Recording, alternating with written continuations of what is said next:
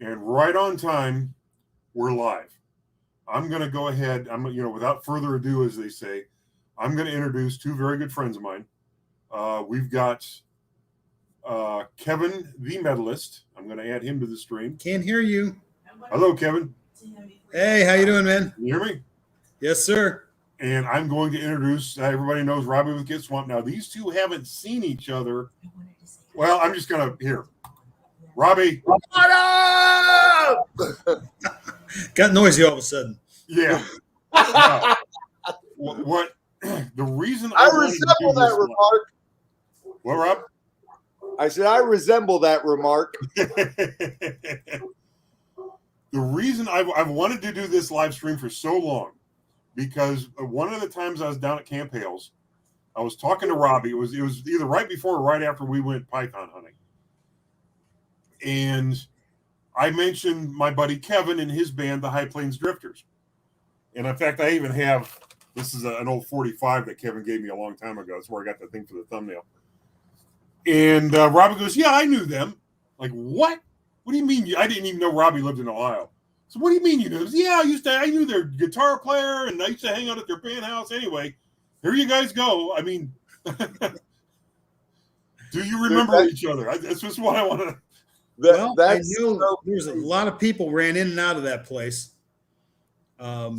We called it the Clown House. It was 2 doors down from the back bar. You probably remember that. Yeah.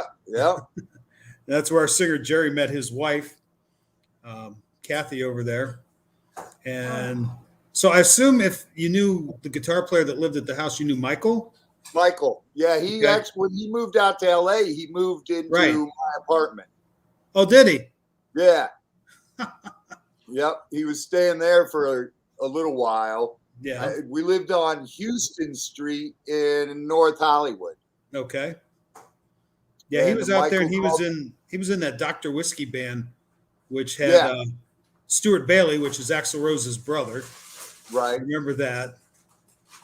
And then he got a job, I think, doing lighting on In Living Color, the old TV show. Yep. And he got that through his soon-to-be wife, I think. And then after that, he started doing lighting for videos, and I guess he did Gangster's Paradise. And he won all kinds of technical awards for it, so all of a sudden he had all kind of money, all kind of jobs, and then a house in Malibu, last I heard. Huh. Have you talked to him at all? I haven't talked to Michael in, 25 years. Yeah, I haven't. Time.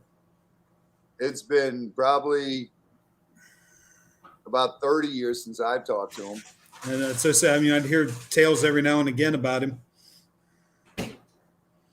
So that's what I said. It's like I know I had to have seen you there because. Oh yeah, definitely. Without a doubt. I was hanging out there.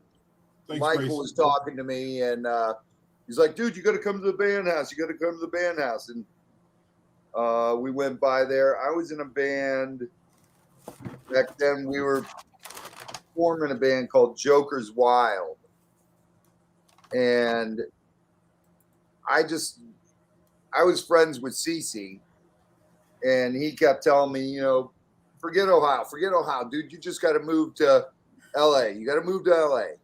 So I got a couple of those guys to move out with me, and then they got all discouraged. It's pay to play, and they were like, "Oh, this is terrible. This is terrible. At least in Akron, we get paid to play."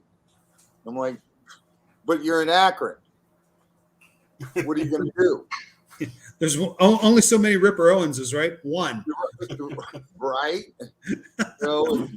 God, remember all the clubs at Akron Agora was incredible back then. Oh, yeah, it was huge. It was way bigger than Cleveland. Yeah, way bigger than Cleveland Agora, and it was an incredible club.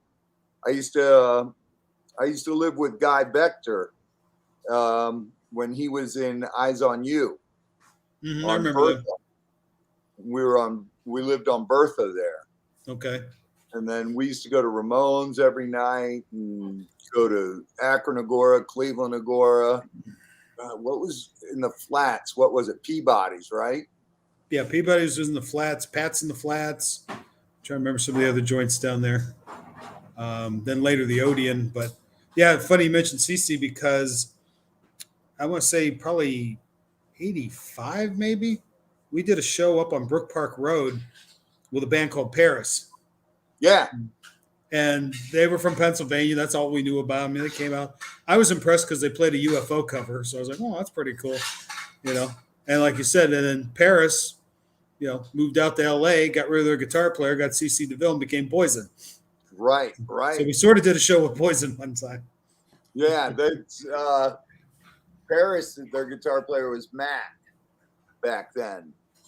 And when he quit the band, they were holding auditions, and it came down to between Slash and CC. Mm-hmm. And CC ended up with the gig. And then I met him. I went out to LA and I was at the Bow. And there's this guy who's just louder than life. And somebody introduced us and we hit it off. And then they came through Cleveland, played Peabody's as Poison. And I was at that show, and he's like, dude, you just got to move to LA. You just got to move to LA. And me and the singer for Eyes on You packed up and moved. It's me and Ernie Tarl. How long were you guys out there? Oh, God, I was out there forever. I was out there. I left there in 93. Just woke up one day and was tired of doing the drugs thing and everything. And I decided it was time to get clean. And so I left there, moved to my parents' house back in Bath, Ohio. Okay. And was there for like 7 months and totally clean and sober, and decided, let's go give Miami a try.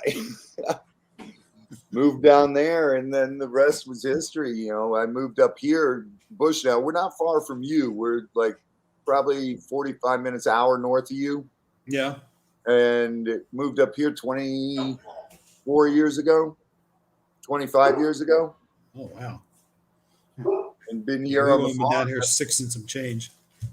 Yeah.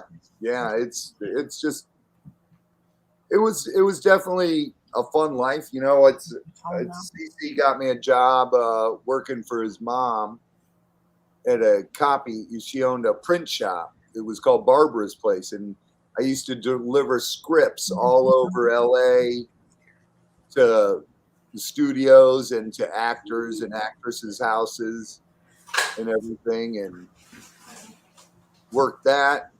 And while Poison was on the road, and then I was putting together my own band, and then CC was like, dude, why don't you just go on the road with me?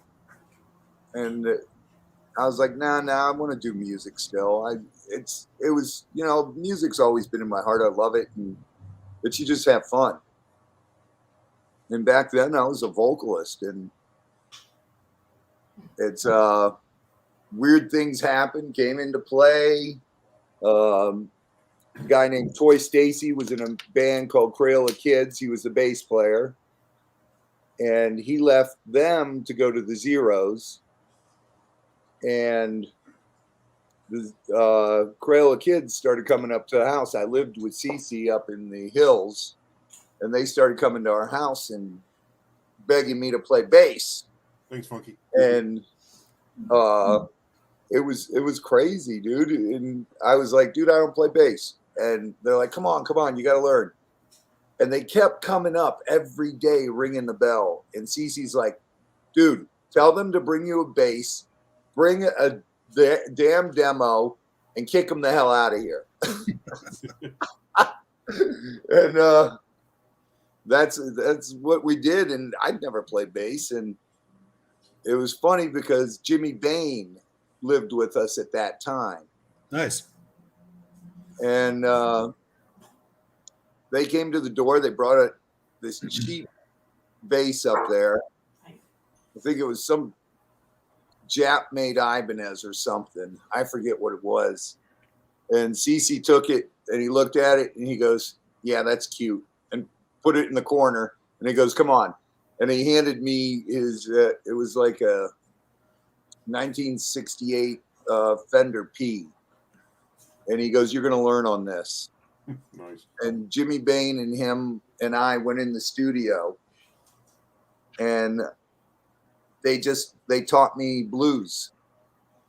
And all I did was learn 1-4-5 and just blues runs and played that for like a week. And I go, "Guys, okay, this is great and all. I love it. But what's this got to do with the demo?" And they were like, "Idiot. Listen to what you're playing." And I'm like, "Okay, but it's not the demo." And they're like, "Oh my God, Robbie." And Jimmy Bain took the bass and he started playing the first song on there. I went, "Wait a minute. I can do that." Exactly, right? And it just went from there. It was all 1-4-5. Most, like, most rock and roll is 1-4-5. And it's just blues basically. It's it's the heart of all rock. Yeah. And people don't realize it. And it's just, I had a blast though, dude. I was playing with people like Jimmy Bain, jamming with CC, Eddie Van Halen, Steve Lukather, Van Halen, who's he? Tommy Lee. Yeah, right. Those are all the guys that used to hang out at the house, man. And wow, very cool. They'd go, "Come on, Robbie, let's go." And they were teaching me songs, and I was like, "Wow, this is cool." We know what Blackie Lawless says. The bass is. He always said the bass is the tool of the ignorant. Yeah, exactly. Exactly it. Incidentally, my wife says she likes your cowboy hat, and you sound like Joe Walsh. Thank you. I actually met Joe Walsh when I was a little kid. I didn't even know it. Right, he was right up there on in Cuyahoga Falls. Yeah, he worked in that pawn shop. A kid, I was in the same grade as him. Like I say, we were little kids at the time, but he had like 13 brothers and sisters all in this house, and his own older brother was friends with Joe Walsh. And this guy's sitting over there one day at the house playing guitar. I'm looking at this guy, man, he's really good, And he's, "Oh, it's my buddy Joe." I'm like, "Oh, hey, Joe," Years later, I'm like, "Was that really Joe Walsh?" Oh man. It's crazy. I met him. He was working in a pawn shop up on 8. What is that? State Route 8, right? Yeah. Yeah. He was working there selling guitars out of the pawn shop. And I met him up there when I was young. Speaking of basses, back in like 1990, I bought a bass off my guitar player, and it's a 78 Fender P. Oh, man. I bought it for like $200. I think it's worth a little more than that now. Yeah, just a little bit. My guitar player says maybe about $4,000 or so. I don't know. Yeah, right around there. I don't pay much attention, but I'm like, that's cool. I'll tell you what, it's, I did the thing with Crayola Kids, had fun with it. And I remember them because when Lee said about it, or excuse me, Conky, I've only known the guy for 30 years. I'm having a little trouble calling him Conky, but I'll be all right. Anyway. No, it's just, he mentioned the name. I'm like, "Oh yeah, I remember those guys because it's with a K." And he goes, "Yeah." I said, "Yeah." I said, "Probably for copyright reasons, I would imagine." Right. Yeah, that's why we did it. And it was fun, It's living with DeVille was definitely a great experience and everything. It was like Conky and I were talking one night, and he's like, "My sister used to live with Carmine," and I'm like, "What?" I know, right? Yeah, he asked me that one time. He says, "You ever heard of Carmen Appice?" I'm like, "Yeah." He could say a piece all he wants, but he was Carmen Appice back in the day. See, but it's Carmine Appice and Vinny Appice. Yeah, but it wasn't Beck Bogart and Appice, right? But it's like I used to jam with him. He was in a band called Needle Park with Cece, and it's such a small world, and I was just like, this is just blowing my mind. And then we start talking about you. I'm like, get out of here, seriously. And I'm like, geez, dude, what did you do? Just come into my brain and pick it? And oh yeah, my sister lives with Carmine, and my buddy's was in High Plains Drifters. I'm like, what the heck? How did I never run into you? Like I said, I'm sure I saw you there at we called it the Clown House there. Yep. And I'm sure I ran into you at some point, but like I said, there was people running in and out of there all hours of the day and night. Yeah. So yeah, it was a crazy place for sure. Oh, it was crazy. And then, we had the Eyes on You house, which was Guy Bector's house, and it was the same thing. People in and out all dang night. And you're going to the clubs, and you're coming back. You're partying after hours. Well, that's cool you mentioned Jimmy Bain, because he's on one of the greatest records of all time, in my opinion. That would be Rainbow Rising. Yeah, definitely.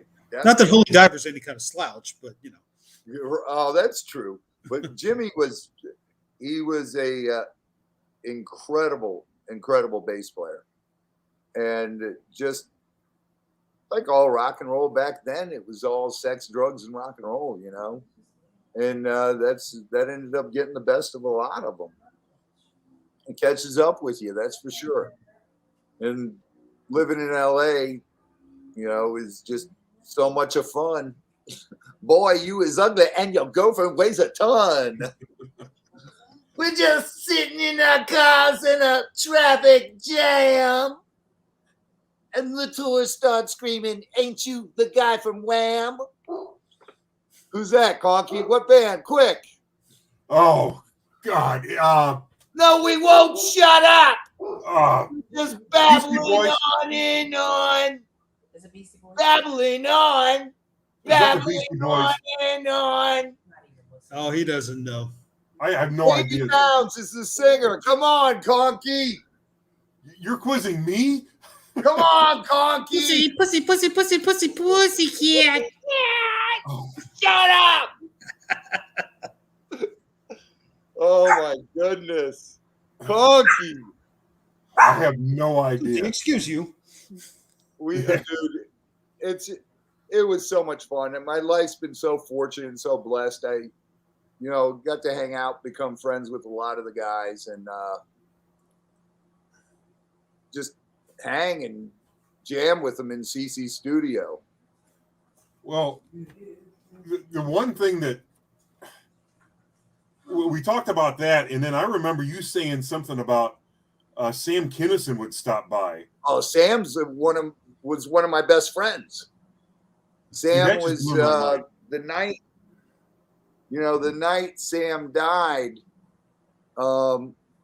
He was at our house the night before, and him and Malika just got back from Hawaii. They went to Hawaii and got married, and they just got back.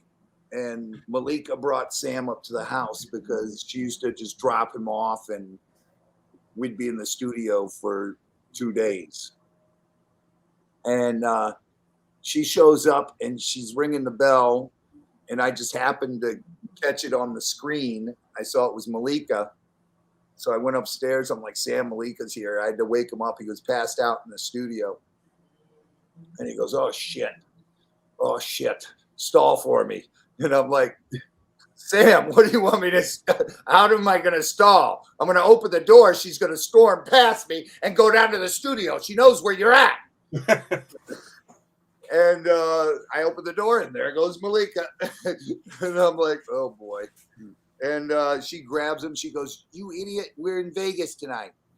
And he's like, oh, all right, I'm coming. And, they got in the car. They lived at the bottom of Sunset Plaza Drive. We lived at the very top. And they went home, got ready, and left. And we're in the studio that night just messing around. There was a bunch of us there.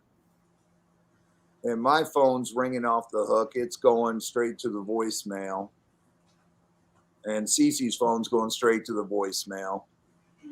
And I just, for some reason, I said, I'm going to go down to Pink Dot and do a beer run. And I ran down there, and when I got back, I went into my room and saw like 50 something messages. I'm like, what the heck? And I pressed play, and it was Sam's bodyguard saying, you got to call me right away. And there's been an accident. And I went in the studio. I grabbed Cece. I go, come on, I gotta call Sam's bodyguard. And it was a shitty day. He told us what happened, and it was unbelievable because we were just with him, and Sam used to come up all the time, and Sam always wanted to be a rock star. CC always wanted to be a comedian, and those two were great friends. There's so many stories I could tell you with those two and just things. Here, wait, hold on 1 second. I'm going to grab something and I'm going to show you something. It's really, really cool. All right, little dead air. How about that? Yeah, actually, real quick, Kevin and I, before we knew each other, we were at the same Sam Kinison concert. Or That's Sam true. Kinison show. Only Kevin was like 6th row or something. 6 or 7, yeah. Yeah, and we were up in the balcony. And it's funny because Kevin was there with another buddy of ours, Dave. And the story I heard was, don't even breathe. Yeah, I told Dave I was going to scream out something stupid and have Sam rip us up for about 10 minutes. But he was kind of against that idea. I'm going to full screen you, Robbie. Can you see that? The ring, yeah.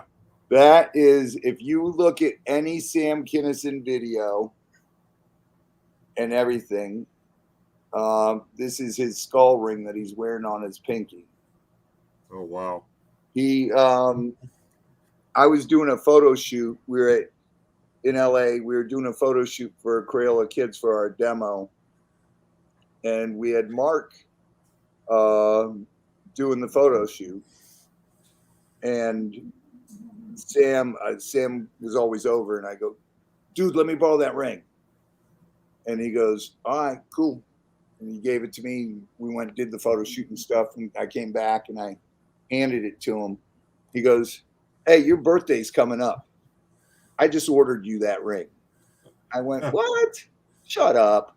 And he goes, no, seriously. I called, the guy's name was Axel something. He's in New York City. He's a jewelry maker.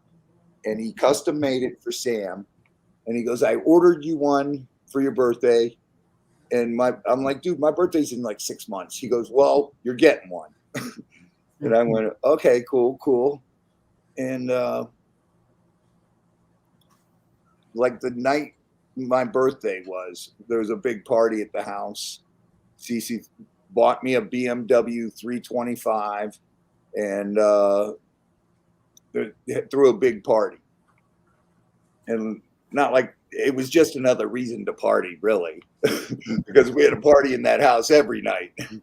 But Sam walks in and he goes, hey, I got your present. I went, what's that, Sam? And he goes, takes it off his finger. He goes, yours didn't come yet, so I'm giving you mine. And he just goes, here, you son of a bitch. And, I was like, Sam, I can't do that. I can't do that. He goes, I didn't ask you if you could do it. You're doing it. And I was like, oh my God. And it's just, dude, it was such a great friendship with just all those guys. You know, it's who we hung out with. It's so many stories. And DeVille's always told me, write a book. You got my blessings. And I'm like, nah, there's some stuff that shouldn't be said. And it was definitely a blessed life. And I was smart enough to get out of it. And I think when I got out of it is what made Cece say, hey, Robbie left and I don't have anybody but these hanger-oners. So he got clean. He called me up probably a year later, and he said, I'm flying you out to LA. And I was like, why? What's going on? He goes, I'm selling the house. I moved in back down to Anaheim. I moved in with my parents' house so I could sell the house and get clean. I said, seriously? And he said, yeah, I promise you I am. And I said, all right, then I'll come out. He flew me out. I remember being at LAX, and he walks in to pick me up. He taps me on the shoulder. I turn around. There's this 300-pound, 5-foot nothing guy standing there. I'm like, what the hell is this? Holy shit, DeVille? And he goes, I know, asshole, I'm fat. And it was just, dude, I love him to death. We're still friends to this day. I talk to him at least once a month. And we call each other all the time. And he's a great guy, probably one of the biggest hearted guys. And like the day Eddie died, CeCe called me up and said, oh, hey, did you hear what happened? I said, what are you talking about? What happened? He goes, Eddie died. I said, what? How and why and what and when? And he died of cancer. And it was weird because we used to actually go to Eddie's house a lot. And CeCe, Eddie, and no one really knows about that stuff. CeCe, Eddie, and Steve Lukather were really, all three of those guys are great friends. They Steve and CeCe still are, but they used to sit in the studio and just jam. And Eddie they'd get done doing the album, and Eddie called DeVille, you guys coming over? You got to listen to this shit. It's great. And, you go over there and you're listening to the album before it's released. And you're like, holy shit. And it's crazy stuff. And Eddie and CeCe both used to say, you think we can play good, and you should, anything we can play, Lukather can play with his toes. And yeah, it's funny you mentioned Lukather because Michael, when he moved out, like I said, he was out there in LA, and he called me up one time and says, hey man, I got a good deal on a house in Malibu. It was only $3 million. I'm like, what? Which I guess was cheap at the time for right. a house in Malibu. But Toto used to record in that house. I think Stevie Wonder owned it at one time, and then like Toto would record. There was a basement studio in there, which was part of the reason he wanted it. Right. And, Lukather's amazing.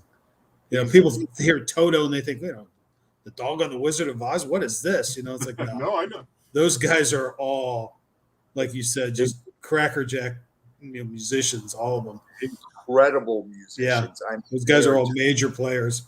Yeah. Yeah, Lukather can burn a fretboard for sure. Yeah, definitely. And that's the thing Eddie used to get so mad about too, is everybody would, knock on CeCe, and Eddie would tell me, dude, your boy is one of the best blues players around.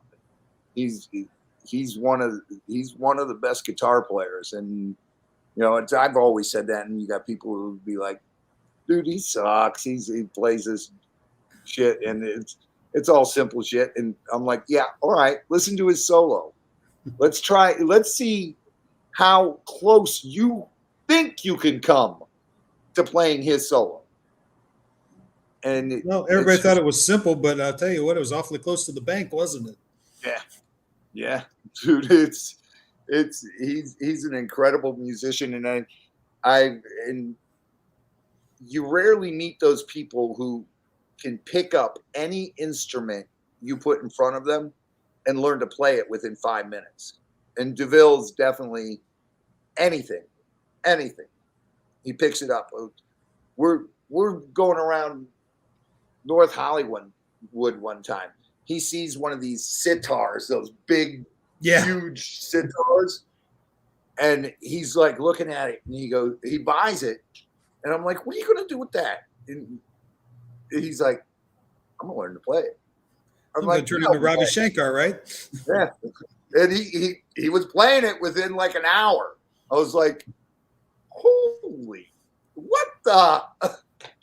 And he's just an amazing guy. And he sits there and writes songs in his sleep that are so catchy and have a hook. And it's just amazing. So is that voice of his for real? It's what are you trying to say? Huh? I remember him. They had like a rock and roll Jeopardy thing on VH1 or MTV. Oh, yeah. And he wiped the floor with everybody. Dude, But I just remember sitting there, he's like going, A&M Records for 400. I'm like, is this guy for real, man? He's from Bensonhurst. He's from Brooklyn, New York, Bensonhurst, where all the Italians live.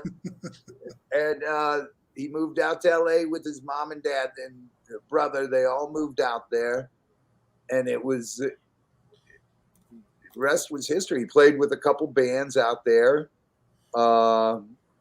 Just amazing. And you get this big Brooklyn voice out of this little guy, and it's just, he walks in a place and he's like, "Hey, what's going on? Where's the party?" And you're like, Thank oh you, my Jim. goodness. Just he's but one of the biggest hearted guys you'll ever meet, man. And we used to have a blast in LA. Going to the Cat House, going to all the clubs whenever he was home, going everywhere. And his mom, Susan, was like, when I was working at Barbara's place, their print shop, she'd be like, "All right, Cece gets home tomorrow, so you won't be at work for the next while he's home because you're going with him." And she goes, "At least I know he's going to be alive if you're with him." And it was crazy times, bro. It was because I'd be just as fucked up, and she just wouldn't know. We'd go Rob, by their what house. What gets you into music, man? Like what bands just totally did it for you? Just curious. The first band I went to see was Kiss at the Richfield Coliseum. Destroyer. That tour. They were there September 3rd of 76, and I think they were there in January of 76 as well. 76, yeah. Yeah. Yeah, and Kevin has a shirt probably from each one. And I know, and you got little shit trying to buy all the shirts from them. Oh, you mean Guapo? Yeah. Oh God. Yeah. We met up in a Walmart parking lot down the road here. And I'm sorry. He had that's to drive. okay. We couldn't come to a number on it, but that's okay. It was all good. Yeah. Like I said, I'm not dying to sell them, and Yeah. In case you guys don't know what we're talking about, I did 2 videos with Kevin. That was that last year?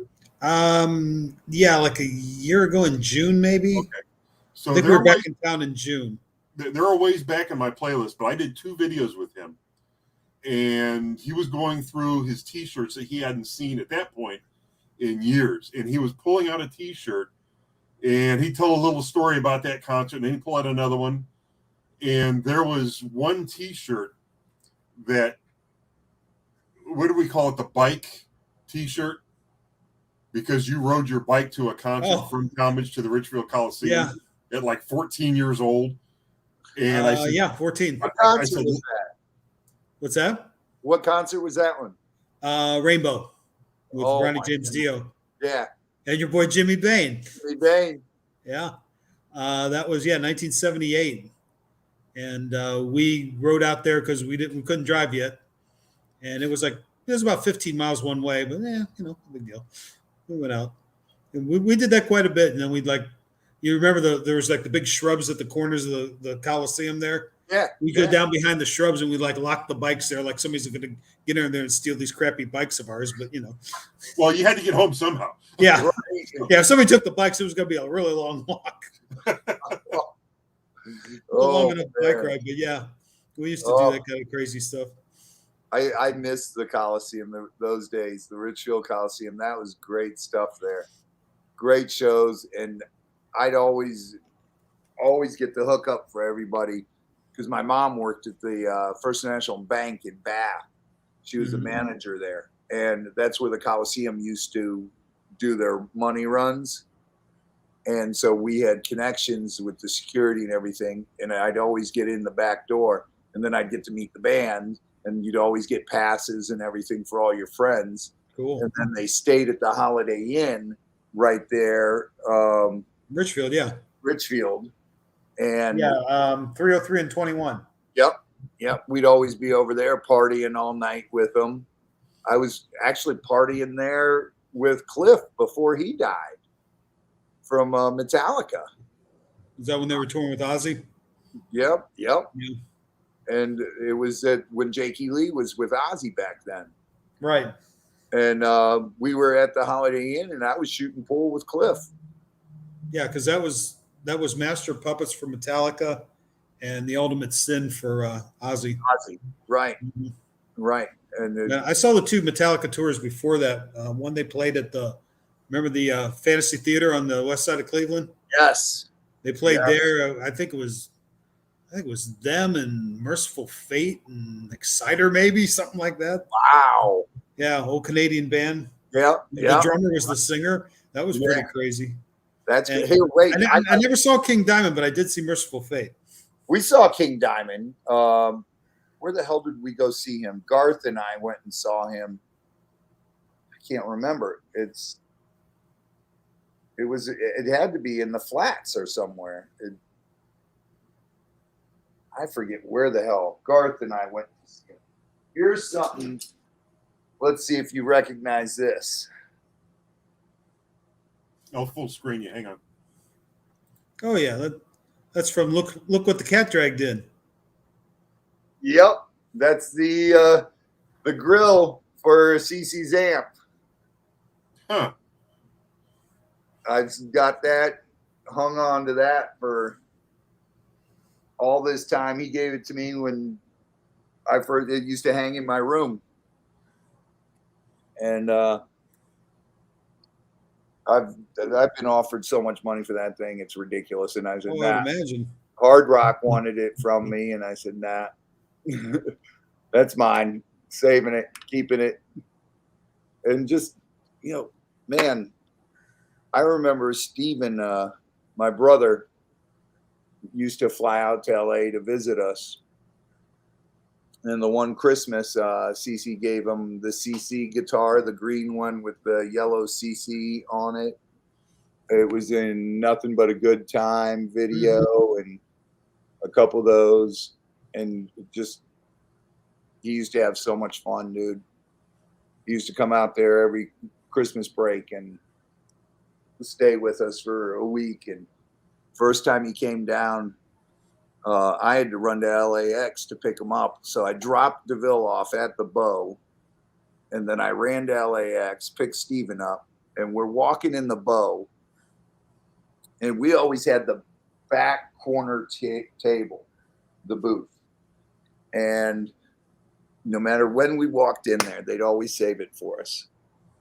And we're walking in, and David Lee Roth sitting at the table. And I walk right past David, and Steven grabs my arm, and he goes, dude, that's David Lee Roth. And I went, yeah? Come here. Dave, hey! And he's sitting there with these 2 beautiful chicks, and he stands up. He goes, Robbie, what's up, brother? And high-fives me. And I go, hey, this is my little brother, Steven. He just flew in for Ohio from Columbus for the first time. He was going to Ohio State. And he goes, hey, dude, nice to meet you. And he goes, dude, that's your brother? You're lucky. He's awesome. I love your brother. And Steven's like,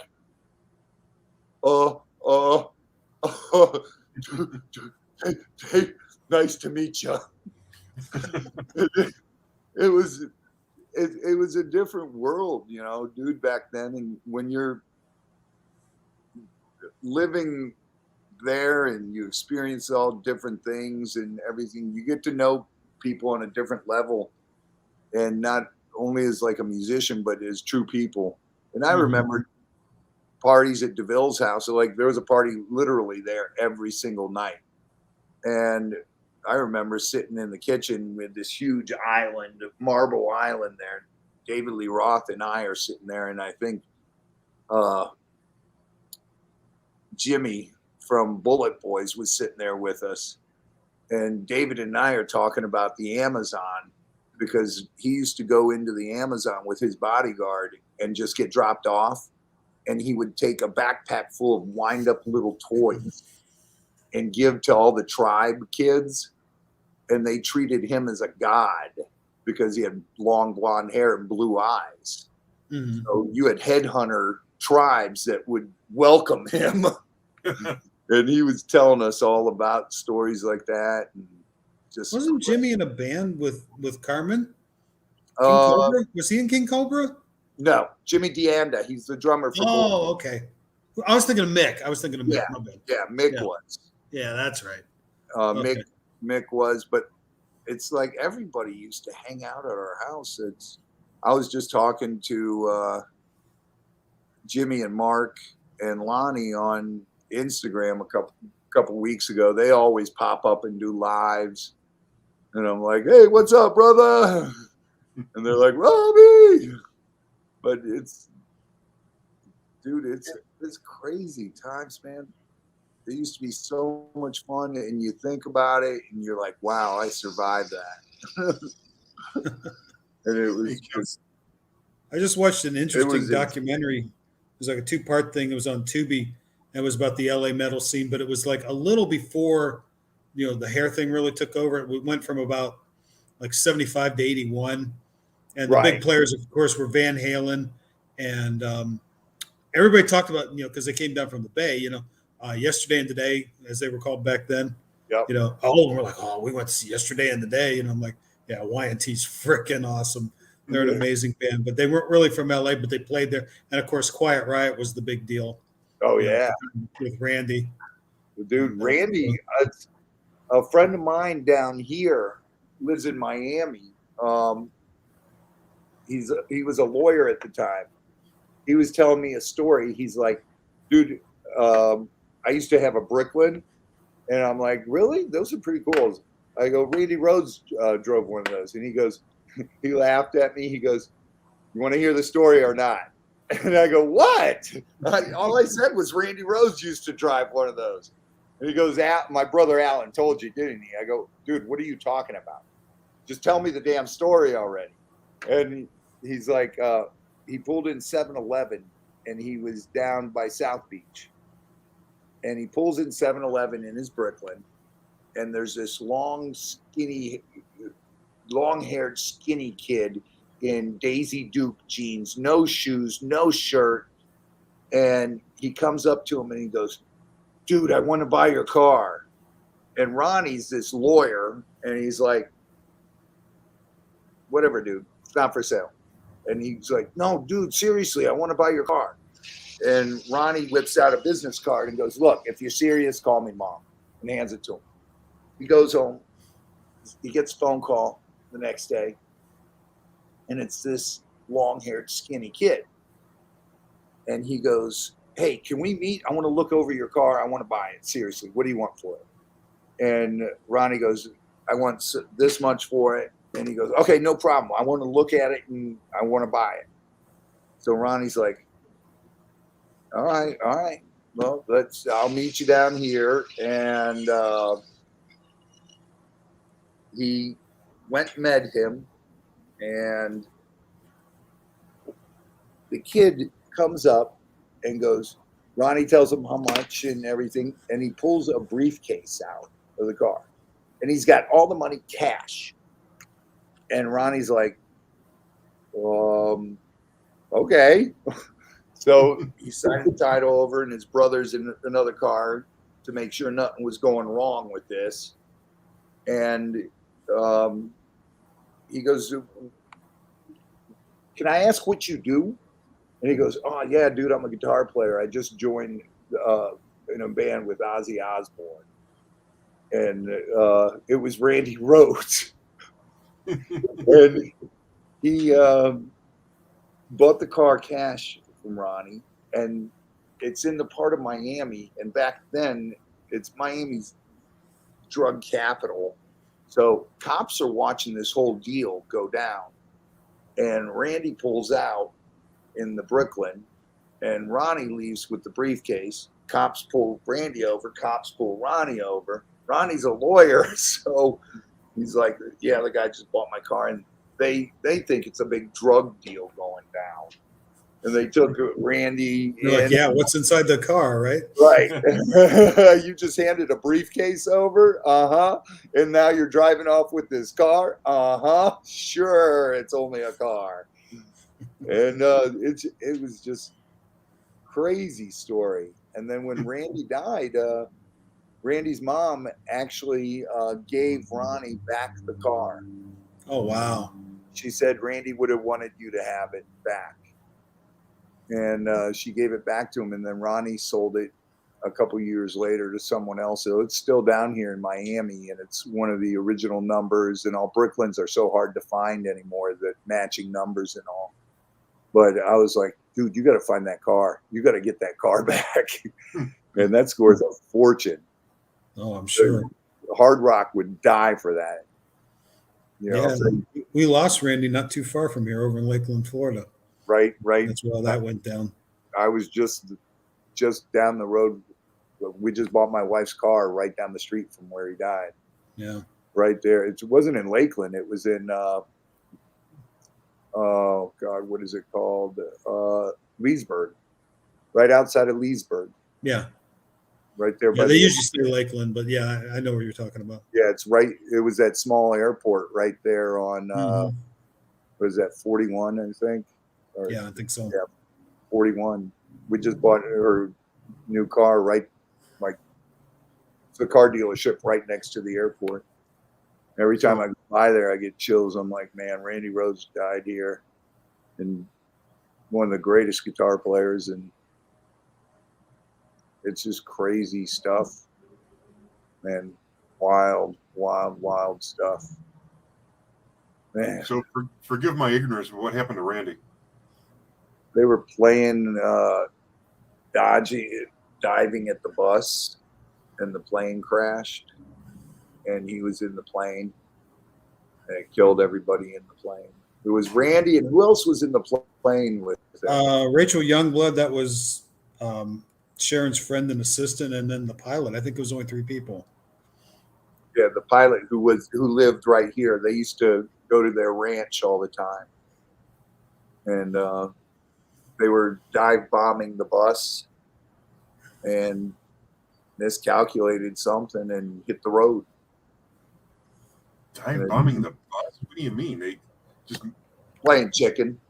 They're just being idiots, basically. Yeah. Unfortunately, I hate to say that, but no, like I say, I remember, somebody, I think I was in college at the time, and somebody come flying in like, oh man, there was like a plane crash and somebody in Ozzy's band died. And, no disrespect to Rudy or Tommy, but I'm like, oh my God, please don't be Randy. Yeah. Yeah. It's like, please don't be Randy. Please don't be Ozzy.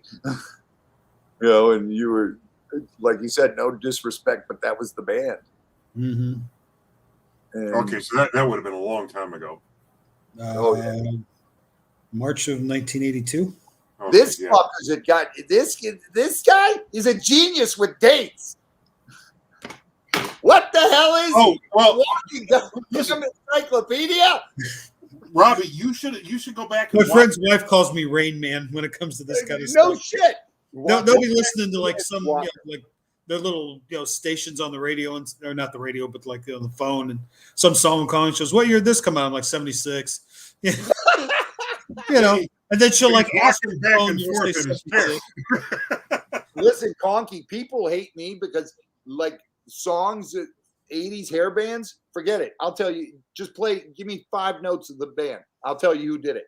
But I cannot tell you what year it came out and what album it was on. I can tell you the name of the song and the artist. But dates, forget it. I'm terrible. All right, let me see if you can guess the next lyrics in the song. Cry if you must, but die you will. Cry if you must, but die you will. Well, it does sound familiar. That sounds really familiar.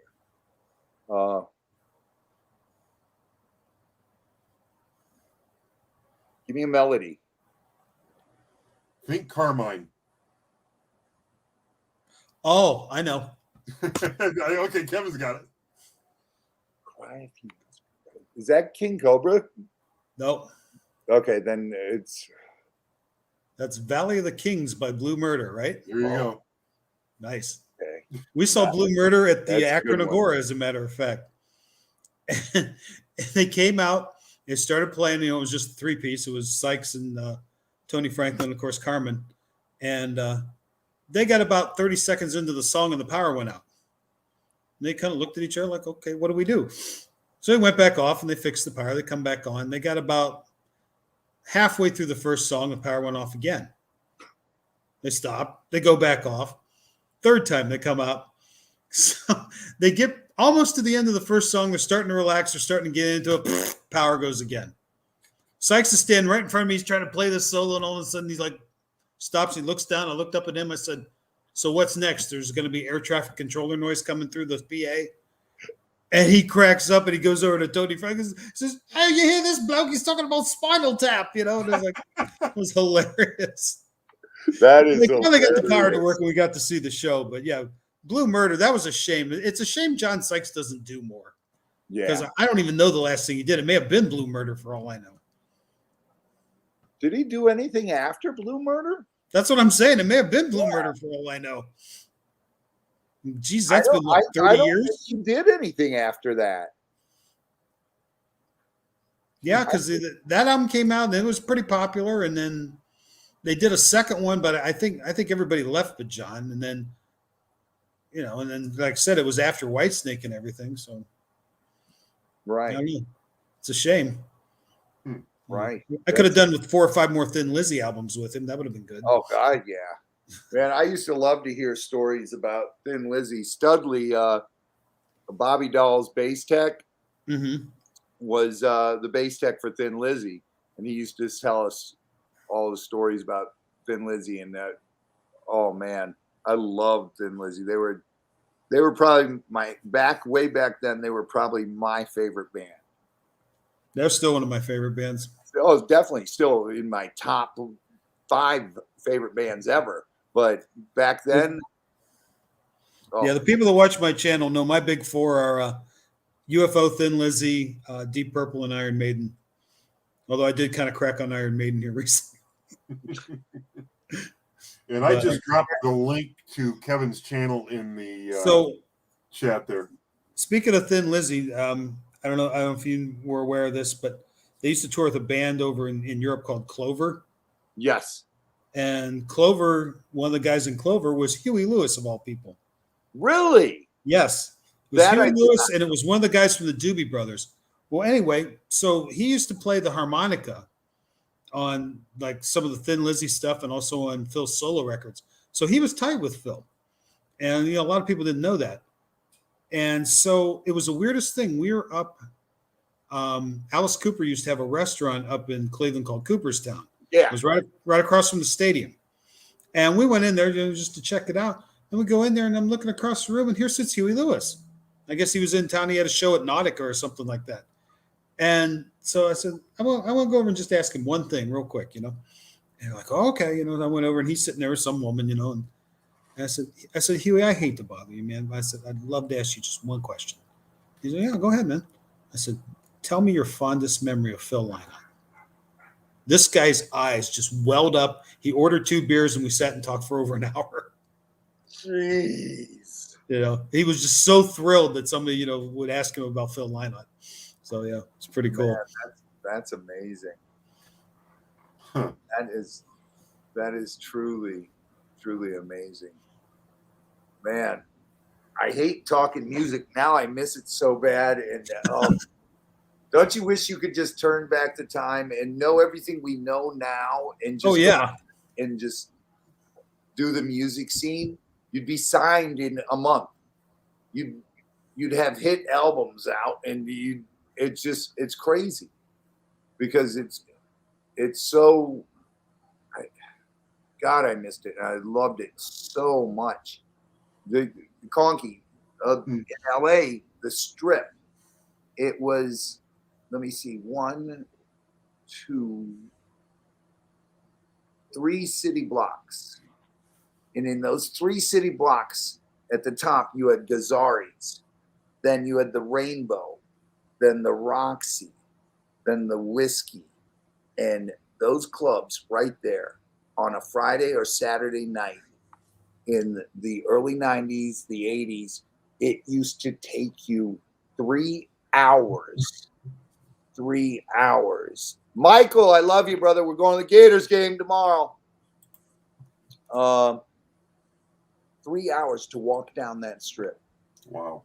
And you're in a band, and you would print out 5,000 to 10,000 flyers, and you would flyer LA, the Valley and Hollywood area, and we'd be out there, flirting with girls and selling tickets and to the shows, and you're taking your can of glue, you're putting your flyers up all over the cement telephone poles and go getting it on there, and then the next band comes by and puts theirs on top of it. How many flyers can one telephone pole hold? Oh, dude, there are times it's like this thick of flyers, and it was still illegal to do that, but Of course. we all did it. And all the bands back then, the big bands were Tough, Paradise. There were 2 Paradises. Stevie Rochelle and his band Tough. The Zeros were huge. They painted the Whiskey purple when they played their one of their record release parties there.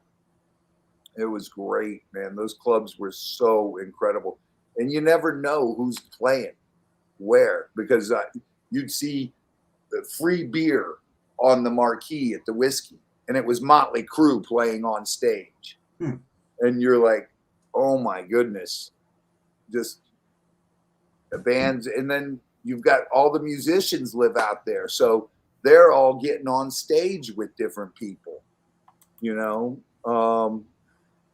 Thanks, Lenny. Yeah, thank you, Lenny. He's asking if we have a Heart Band Animal concert jacket for 87. Oh, he says he has one. Oh, he has one. Yeah.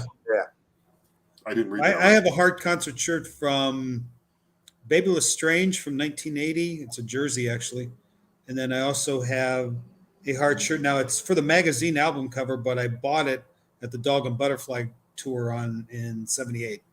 So those are some of my oldest T-shirts that I have. Dude, you're like Rain Man. I swear, your wife's right. Well, You're Rain Man. go back and watch my 2 videos with him in it. He'd pull out a shirt and tell me, like the exact date that he got that shirt and what the concert was. I paid this much. I bought it at 9:02. Pretty much, yeah. And then he'd put it down and pull out another shirt, do the same thing. What the? I saw somebody like early on had mentioned something about Ted Nugent, and we went to see Ted Nugent at the Coliseum, and I can tell you exactly when it was. It was December 28th, 1978, because that was the night that Woody Hayes punched a kid from Clemson and lost his gig. Yep. You remember that? Yes. Yeah, I knew you Yes. He's running down the sideline, and Woody goes, "Whoa!" would. I know, because we were standing out like the outer concourse, and I'm looking at the TV, and I see Woody Hayes take a swing at this kid. I'm like, okay, he's done. It was like the night I was watching pro football, and the Redskins were playing, and Howard Cosell said that, and I said, "Dad, what did he just say?" And my dad goes, that little "Shut up, monkey son." run. Oh, yeah, I remember that. He goes, "Would you look at that monkey run?" And I was like, "What?" I don't think he'd made it out of the stadium these days. And back then, and it's so weird because Howard Cosell was not a racist. No. He used to be best friends with Muhammad Ali, and their kids played together, and he would call them the little monkeys, and he'd calling his own child and Muhammad's kids that, and it wasn't meant to be anything like that, but it came out, and That was it. Well, I mean, it was all that. That's all she wrote. I remember when I was a kid, Andy Williams used to host the Grammys every year. And one time they did like a satellite feed to a Stevie Wonder concert. He says, Stevie, can you hear us? Can you see us? That was the last one he hosted. I remember hearing about that. Oh my goodness. Can you see us? Oh, wow. Dude. Yeah, I think what was it is.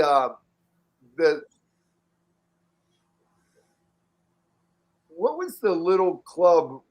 It wasn't a club. It was, oh my God. It was the head shop right by your house, by the band house. Oh, what was that? Arsenic and Old Leather Lace. and Lace? Arsenic and Old Lace. Arsenic and Old Lace. That's Yes. what it was. That's what it was. Oh man. I was just thinking of that. I'm like, man, we used to get our That's some cool posters. Yeah, they did. They had a lot of cool posters, and all those Iron Maiden posters were incredible. A buddy of mine bought a stage shot of Scorpions from that place, and they actually had Michael Schenker with them at the time. So they had three guitar players. They had Matthias, they had Rudy, and they had Michael. It was for the Love Drive tour. So that had probably been 79, I would imagine. But yeah, they had some cool stuff. Wait a minute, we stumped them. What year was it? 79. I imagine. I imagine. Yeah, that's about as wishy-washy as you're going to get out of it. Most of the time, you know exactly. You know. Listen, Conky, after we're done tonight, I need you to call his wife, and he needs to get a brain scan because I think he's got a tumor that's making him remember all these dates. It's not the tumor. It's got to be a tumor. Not the tumor. Because the guy has got dates down like I'm like I'm lucky I remember what years I lived in LA. Yeah, Kevin's always been like that though. Oh, all right, Kevin. What was the date when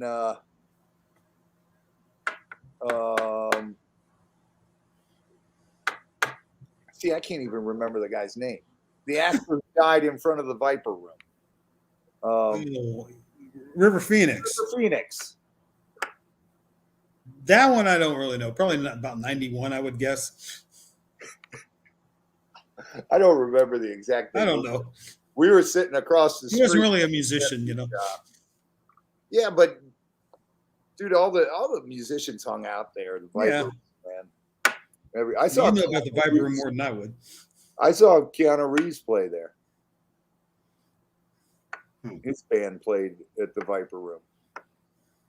They were pretty good. I personally, I don't know how that guy makes any money acting, but that's just me. Dude, he's one of the nicest guys you'd ever. I'm not saying that. And I can't believe he does. For me, the height of his career was being a Ted Theodore Logan, but that's just me. Yeah. I mean, I know that all the Matrix stuff. I don't watch any of that stuff, so I don't know. So, Kevin, what's that? What was the name of the guy that we hung out with at the lube out there that was playing with your one buddy that had that band that was from Kentucky? Oh, Hydrogen? Yeah. What was the name of the guy he was like a bass player or a guitar player for, was it Metallica? Oh, yeah, Megadeth. Jeff Young. Okay. Yeah, Jeff did the So Far So Good So What record.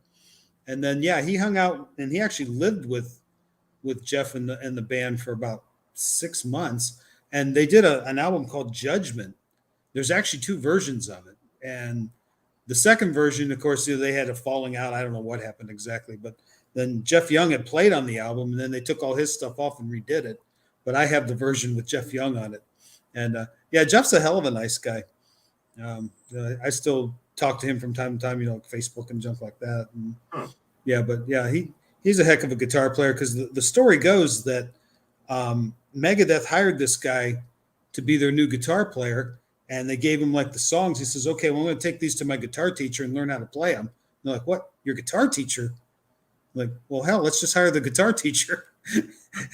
and that was Jeff Young. So yeah, but I know I remember what you're talking about now. Yeah, we went and saw them up at the Quaker Steak and Lube there on the east side of Cleveland. Okay, I forget which lube it was. But. Yeah. Were you hanging out like at the Gora when what's his name used to come in there all the time? Singer for 9 Inch Nails. Oh, Trent Reznor. Yeah. Yeah. Trent used to come in there, little punk. Yeah, because he was up there. He was doing his record at night in what the heck studio was it? It was a studio there in Cleveland. Yeah. I want to say it's that one on the east side. I forget the name of the studio. We didn't record there, but we had some stuff mastered, and like what that single you got there. Was like mastered and pressed and everything up there. Yeah, this one. I've had this for. I'm gonna full screen it real quick. Can you guys tell which one Kevin is on there? Yeah, that was from '86. Right there. I've had that for years and years and years. You gave that to me years ago.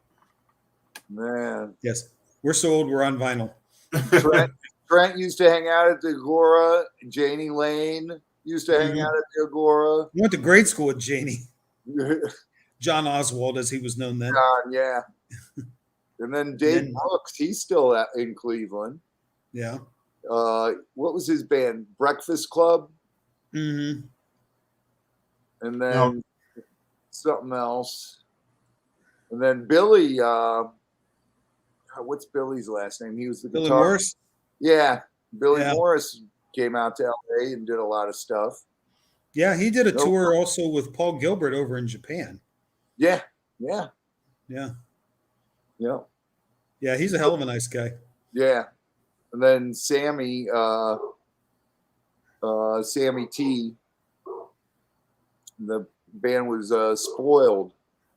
Oh yeah, we played with Spoiled a lot. Yeah, they were awesome. I love those guys.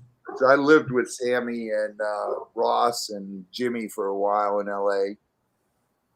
Yeah, because they were all glammed up and had all the fancy equipment and stuff, and the Drifters would show up with our garbage pails and whatnot.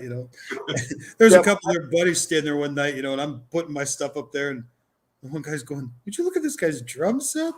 And the guys from Sport are like, "Wait till you see him play it." Okay. Yeah. That's like, it wasn't much to look at. That's true. I remember now somewhere this might be on video because didn't we try to videotape this? Me trying to play your drums in your basement over there on when you lived in Talmadge. Oh, well, yeah, we might have. I'm going to have to see if I can find that videotape. That would be hilarious. Because I could not play the drums to save my life. Dude, I used to love the High Plains Drifters. They were so awesome. We were a little out of time there, because like I said, that was the hair metal thing. And the hair metal bands all loved us. Like I said, we played with Spoiled and Liquor Sweet and Fashion Police and all those guys, Yeah. They liked us because we were just like, we don't give a damn. Here we are, I mean, that's how we got Michael, right. As a matter of fact. He was playing in a band called Playmate, and they were playing at the Akron Agora. And we had heard, we kind of caught wind that, he kind of dug our band and we needed a guitar player. And we went to see him play. And it's like the rest of them, they had the typical glam look. And here's Michael on the other side. He's got the Hanoi Rocks t-shirt, the ripped up jeans, the hair down the face. I'm like going, this is our boy, Yeah. We watched the set hold when on, one quick second, guys. Let me grab this. Yeah, his phone must be ringing. Yeah, somebody was asking what band. Yeah, Shadowrunner. I was never in a band, but Kevin was in High Plains Drifters.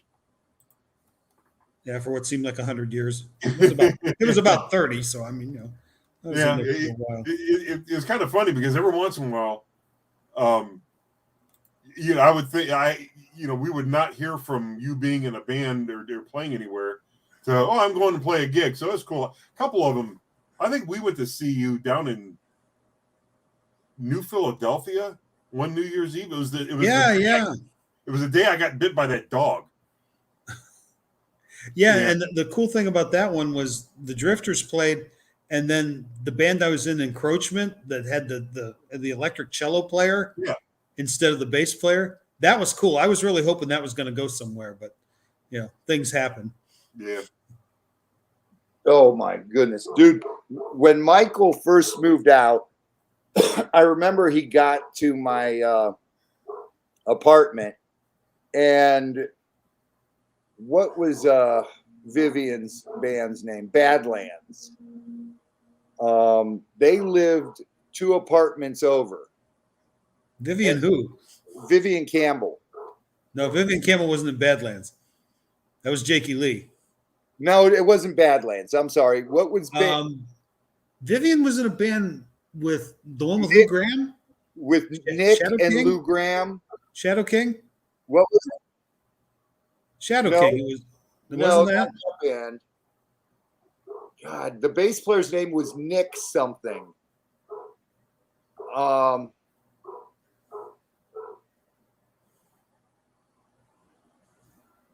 God, I can't remember the name of the band now. And they lived right two doors down from our courtyard. They lived like to the right of us, and to the left of us lived Sammy Yaffa. Okay. And Michael walks in, and Sammy comes over, knocks on my door. He's like, "What are you guys doing tonight?" And Michael's like, "Dude, that's Sammy Yaffa." And I'm like, "Yeah, he lives right next door on the left." And then Michael became friends with him, and it was crazy, dude. Just he loved Hanoi, but yeah, like I said, we went and saw him play with this other band, and they got done. We just marched our ass back, me and Jerry, into the backstage area, and they're like, "Who the hell are you guys?" They're like, "We're here for him." We pointed to Mike and we said, "Dude, you want to be in the Drifters?" He's like, "Okay." He picked up his stuff. He looks at those guys. He goes, "I quit." And then that was it. He walked out the door, and that was it. That was the end of it. That's Which, I mean, Michael, he would do something like that. Yep. Exactly. Hey, Conky, I got another one for you. What's that? A yacht rolls in a private jet, dirty blonde in a red Corvette. These are the things that I can't get. Who is it? Oh, I don't even know that one. Oh my goodness, you have to know that one. No, A yacht who is that? rolls in a private jet, dirty blonde in a red Corvette. I don't know. Why wouldn't I? Oh. Kevin, do you know that one? We just said the band name. Hanoi Rocks. Okay, I probably never heard that. I remember the lyric, but I couldn't connect the song. The hell is the name of the song? These are the things that I can't get. Is that what it was? Jeez. It's been a long time since I listened to any Hanoi. I should listen to them more often, though. They're pretty awesome. I love Hanoi. All those wasted years. What a great record that was. Oh, the live album. Yeah, and Michael Monroe he was awesome too on his own. Oh yeah, he was incredible. I remember his one of my tattoo artists, Dan, was one of his best friends, and we went over to his apartment in LA. And dude, the guy's bedroom is just a bunch of pillows. That's all he had in there, was these humongous pillows, just piled like 3 feet high. And I was like, damn, that's cool. One of the last shows they did was at Peabody's up in Cleveland.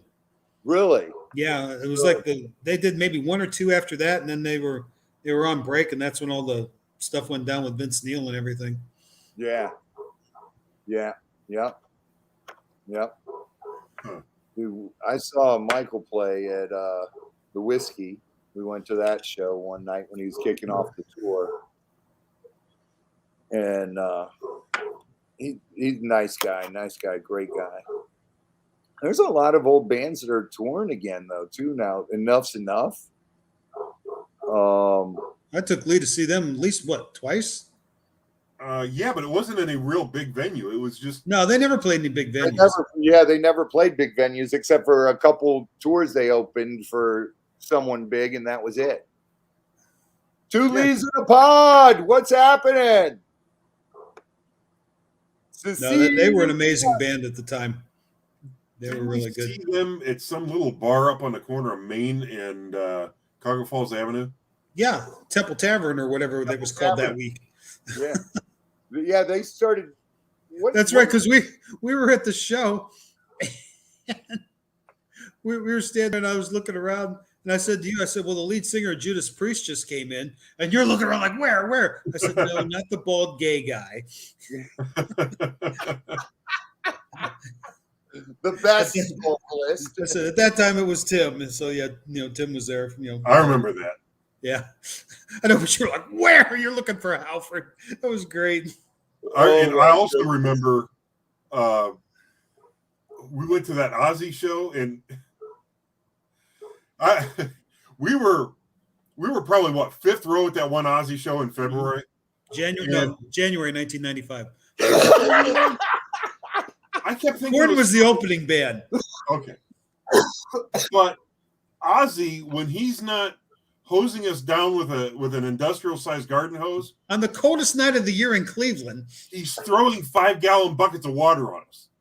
And Kevin, who's a big boy, is standing in front of me. He's got his leather jacket on. I'm standing behind him like this. Like, what? Conky would put his head like in the middle of my back. He'd feel the splash. He'd pull his head up before the water ran down my back. Conky ain't no dummy. Well, we wore the leather for a reason. Oh, boy. My underwear was, then we stepped outside, and it had to have been like, the straight temperature was probably 5 below with a wind chill. It was cold. It was the coldest night of the winter. And my underwear was freezing. How far away were we? Because we had your it was your T-Bird, your 93 T-Bird. Yeah. We drove there.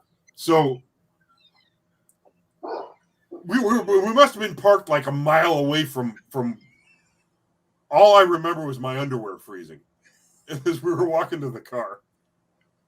Oh my goodness. Oh. Hey, what's that? What's the place in Cleveland up on the lake where the outdoor venue? Nautica, that's what it was. I remember I came home, I flew home to visit my parents one time. And then oh God, you remember Les Riga? Tall vocalist, black hair. He was in Out of the Blue, and then he was Out of the Blue. Okay. Once you said that, I'm like, okay, I got it. That guy's picture just came into my head. And then he went into some other band, and then him and I tried to put together a band in LA. And then he got caught up in the LA stuff and couldn't deal with it. And he calls me up one time. I'm in Cleveland. He's like, dude, Motley's playing at Nautica. And that's when Robbie was in the band. I saw that tour. What tour was that? Well, that was the self-titled tour for Motley Crue. And that was 95. Yep. Summer of 95. And the opening bands were Typo Negative and King's X. Very strange bill, but a lot of good music. Yes. It was a great show. I remember. I love the Karabi album. I love Karabi. When he was in the Scream, he's got the coolest voice. Then he toured after Rat lost King. He toured with them as a second guitarist. Right. And my buddy Mike, God rest his soul, got us like some kind of backstage passes and stuff. And I came back from the show, and my wife says, well, how was the gig? I said, you know what's better than being in the front row? She goes, what? I said, standing on the side of the stage. So we're standing over there, and I'm just standing like 5 feet away from Karabi while he's playing. And afterwards, I pulled out the Scream CD and I handed it to him. Said, "Hey, brother, would you sign this for me?" And he got this big ass smile on his face. Oh, Yeah, he really liked that band. And I think he was kind of felt bad. Man on the Moon was an incredible song. Great song. Great song. And I loved John's voice. I remember when he got the gig for Motley, he was a good friend of mine back then. And he called me up. He goes, "I took the gig." And I'm like, "With who?" And he goes, "With Motley." And I was like, "Oh, dude, congratulations." What was his wife's name back then? Val. And they bought this big house and everything. And I had this huge iguana and he had to have it. And he's like, "Robbie, sell me your iguana." And I'm like, "Dude, you can have him." And how often in conversation does somebody say, "Sell me your iguana"? I've never had anybody say that. In DeVille's room, in my room in DeVille's house, I had rattlesnakes, I had cobras, I had iguanas, I had a 4.5-foot caiman, I had a 18-foot Burmese python. I had all kinds of crazy stuff. And John, when he'd come over, he fell in love with this big iguana I had. We named him Godzuki. And I sold him to Val, and John, gave it to him and was hanging out over there. And when he did the demo tape when they did he played me one of the demos for Hooligan's Holiday. And oh my God, I love that song. I forgot about that. In fact, The whole record's fantastic. I'm on a holiday, Hooligan's Holiday. Yeah, I love. Well, I don't know who produced that record, but they like drums. That's for sure. Yeah. Oh, the drums sound like cannons on there. That Hooligan's Holiday, where he goes, dun, dun, dun, dun, dun, dun, dun, dun. It's like, oh my God. And the funny part was, I was working at a CD shop in Akron, Digital Days at the time. And that record came out. And then a couple of days later, some kid brought the copy of it in. And he said, "I want to trade this in." And I go, "Why?" He says, "I don't like it." I said, "Okay." So I took it back. I threw it in the player and, got about 3 songs in there. I looked at this guy and said, "You don't like this?" He said, "Well, it doesn't sound like Motley Crue." I said, "Okay, I'll grant you that, but you don't like this?" I'm like, "Okay, dude." Second he walked out of the store, it was mine. So I was like, "Okay, I'm good." We got to. What's that, Conky? We got to talk about this for a second. Kevin worked in a CD shop. I don't think he ever drew anything that looked like a paycheck. No, that's about right. Ron would be like, "Hey, it's payday," and I'd be like, "Stack of CDs." He's like, "Okay, see you next time." I'm like, and he's then, like the guy go. I did terrible. I would do stuff like, somebody come in and like, "Oh, I want to trade these in." And I'm looking at this kid and it's like, "You're trading in Thin Lizzy's Thunder and Lightning, Chinatown, and Renegade on CD, out of print. Yeah, I'll give you $3 a piece." Out of my wallet. There you go. See ya. Mine. He's like the bird from Nemo. Mine. That's what it is. Yeah, pretty much.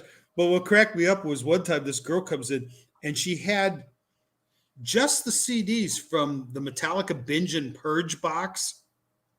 And I looked at her, I said, "You're trading this in?" I said, "Listen, you take these home and put that back in the case or your boyfriend's going to kick your ass.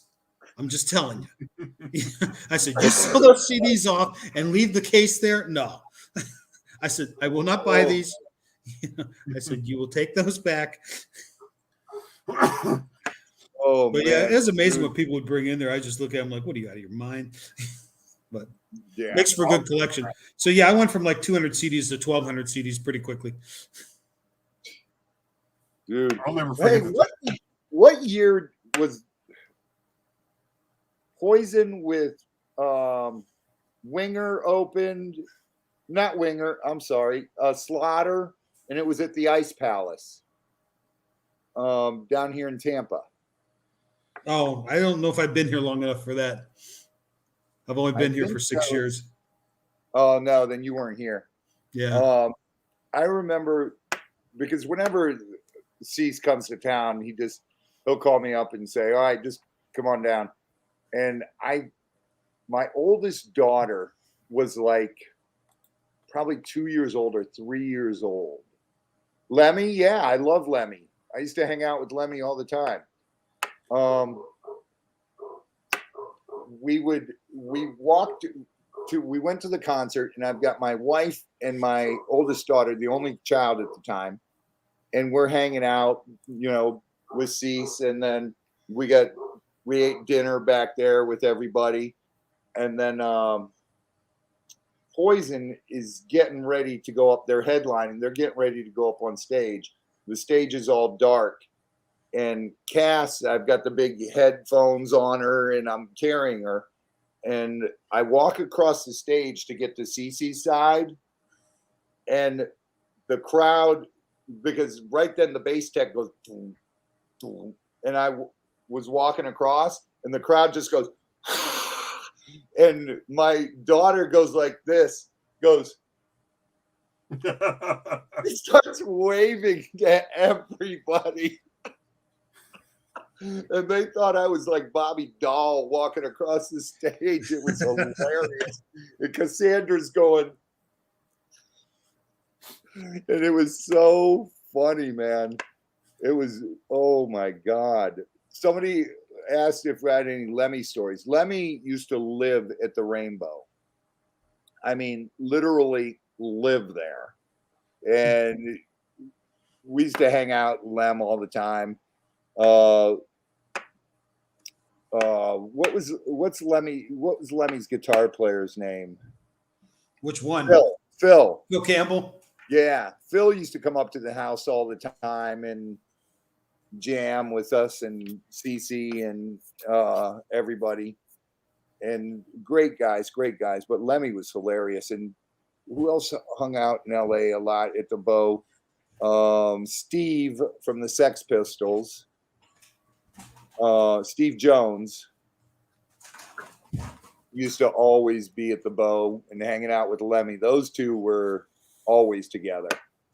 Jones on his Harley, and he'd sit on the street right in front of the Bow, sit cockeyed on his seat and picking up all the little tourist girls.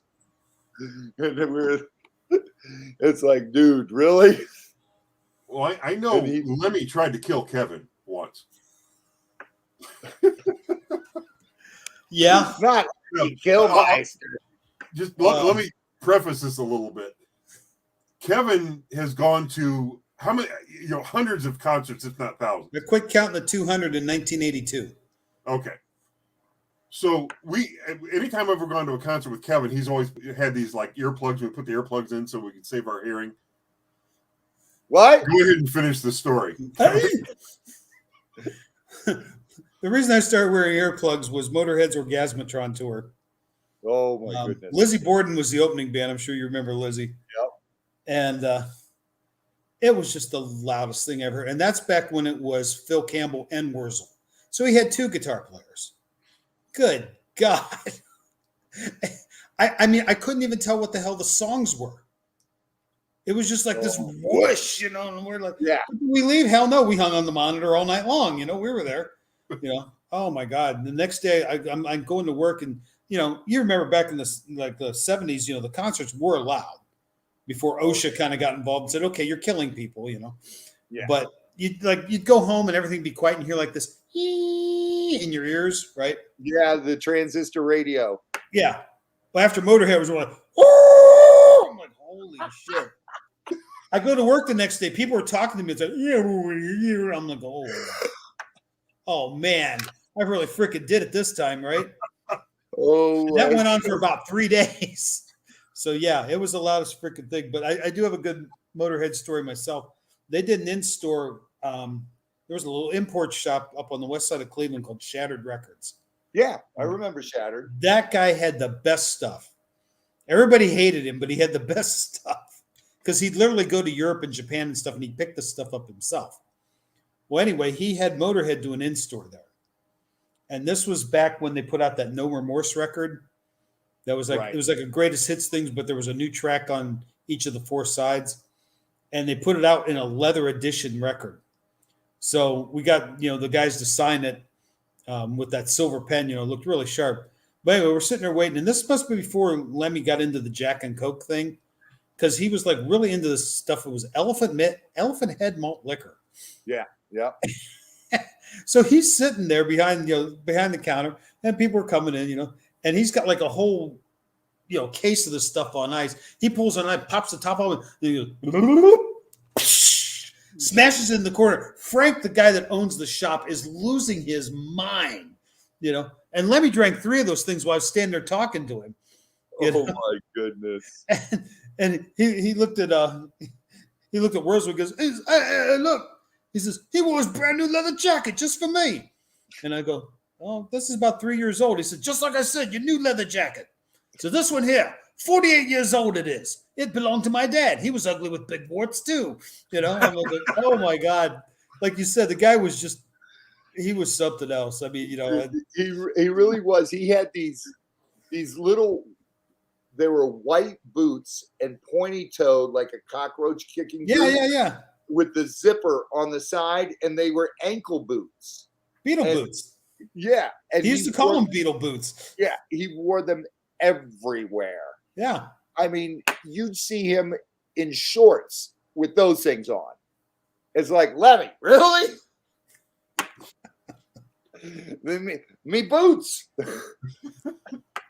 Well, there's that bit in the documentary where Scott Ian's talking about Lemmy standing there in his shorts, they're like Daisy Dukes, basically. Yeah, that's what he Lemmy, wore. what's going on with this? He goes, they're shorts. I'm cool. You have pants on, because they had the shorts that came down to the knees. Right. And Lemmy's like, those aren't shorts. These are shorts. And he did. He had Daisy Dukes. It was crazy. I don't know if I'd have wanted to see that. I probably would. Oh, they had a nice picture of it in the documentary. Yeah, good. Lemmy was awesome though. Oh my goodness. He was so cool. All those, it was so much fun. Oh man. Then we were watching it was on E Channel, and they were playing the life of Sam Kinison. And at the very end, it's CeCe DeVille, myself, and my buddy Todd. Todd's 6'5", I'm 6'4", and then CeCe's like 4'2", whatever. No, he's actually like 5 something. But he's walking in between us, and we're walking down the pathway for the cemetery. And that's how they closed the show. And it was like, this is crazy. It looked so funny, though. DeVille looks like a midget standing in between us. And then when, what's his name, from Typo Negative used to hang out with us. Peter Steele. He was tall, too. Yeah. Peter was, and plus Peter had this voice that was like, and DeVille used to hate that shit when all of us were standing around him, and he's going. It was fun I think times. Pete would have been around a little longer, but I think he was doing a little too much steroids back in the day. I don't think he can get as big as he was, just naturally. And manic depressing too. They were a cool band, though. They were really very different cool. from what was really going on, Yeah. Grandma Jay has a question there. So, wonder what Robbie's kids think when they hear him talk about all of this. I'm open about my life and all because I don't want them to do stuff. So, it's the cliche where your parents tell you don't do this, don't do this. How do you know? You never did it. Well, I did it. Don't do it. Take it from me. Yeah. Go through life. I wish I could change it where I never did that, but that was then, and that was part of how music was back then. And it's just, I don't know. It made me who I am today. It made me the person I am, but I wish I could have gone through it totally sober, because I would have had a blast. Even more fun, I think. And you would have remembered it all. I would have dates in my head like this. Now I Yeah, can't that's remember probably the reason shit. for it, because I wasn't drunk. That wasn't my thing. Never was.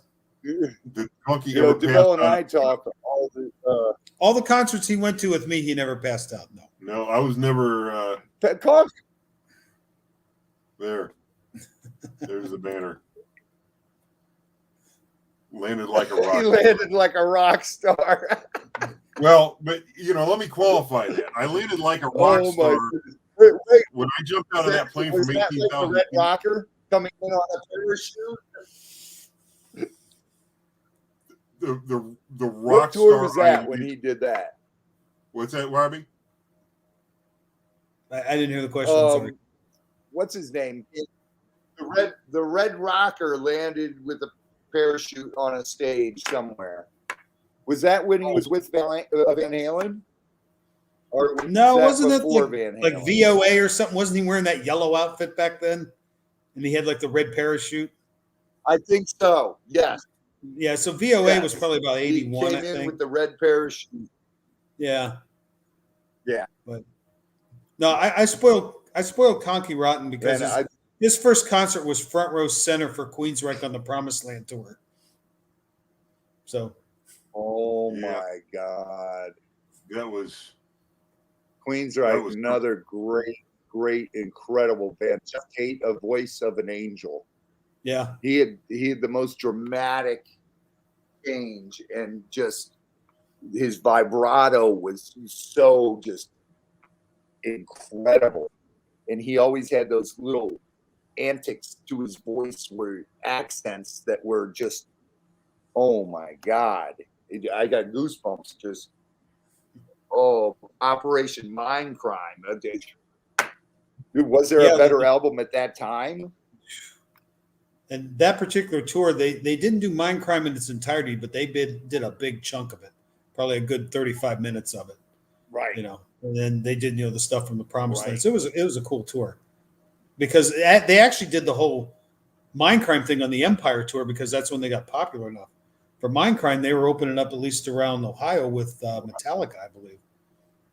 Was what they were with that time. But yeah, they were an amazing band. Now, I saw them in 1983 when they only had the EP out. They didn't even have the Warning out yet, but they're doing songs for it. But they were the opening band for, believe it or not, Twisted Sister at some place in Cleveland called the Engineers Building. I have no idea where this place was. Never been there before. Never was there again. It was like some kind of office building that had like an auditorium in the middle of it. The weirdest thing. But yeah, Queensryche was the opener, and like you said, Tate came out, and I assume they opened with Queen of the Reich from the way it sounded, thinking back. And he just hit that first note. We're just standing going, wow, who the hell are these guys? there was on one of our Queensryche records or CDs of a live show. They're doing the Mindcrime bit, and he stops and he says, "For those of you who came to see Silent Lucidity, you're probably wondering what the hell's going on."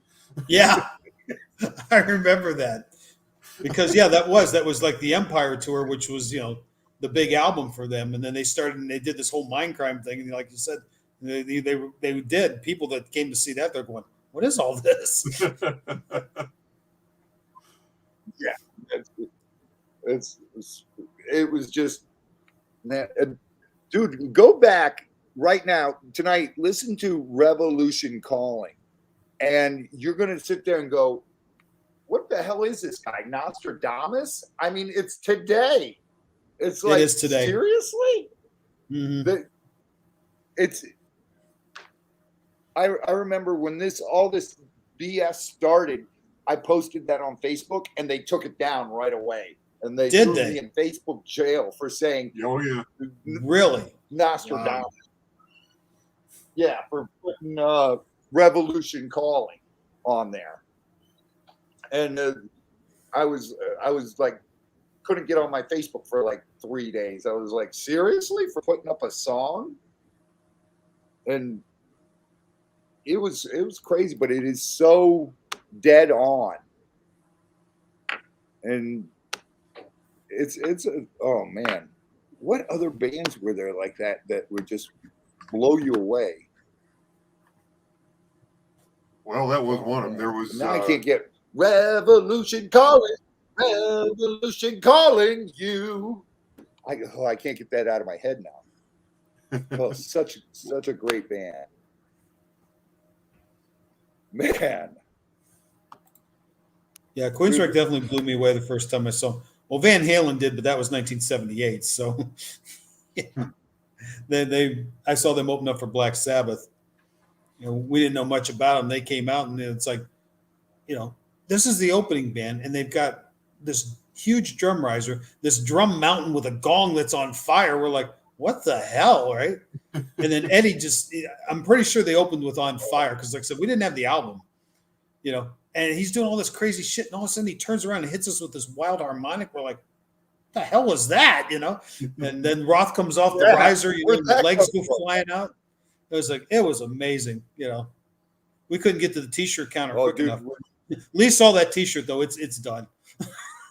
Oh, you can't even read it. What was it? Well, you do have some. Let's see. Poison opened for David. That was the Edelman's. No, that was the Skyscraper tour, right? Yeah, I was gonna say Eat 'em and Smile was Cinderella. That was Cinderella. It was Skyscraper. Was that one, because I went to the Coliseum. Cease called me up and said they were coming, and then I met them at the Holiday Inn. Then I just rode to the Coliseum on the bus, and that was a great show. And then we drove to Columbus. They opened for Rat, and we did Richfield Coliseum, and then the next night they were in Columbus, and my friends were like, we're gonna go, you going? And I said, nah. And I got on the bus and rode the bus to Columbus, and they're like, dude, man, fun times. Who was the singer in Akron? He's from Cleveland, and he looked sort of like the singer from Europe, the like Farrah Fawcett hair, feathered, the big poodle dude. Yeah, I can't think of his name now. He was in a band in Cleveland, and I can't think of their name. But he was like, he looked like a cross between the singer for Stryper and the singer for Europe. God, he was a local Cleveland band. I can't think of it. Damn it. You'll think of it, like my main Cleveland bands were Breaker and Shock Paris.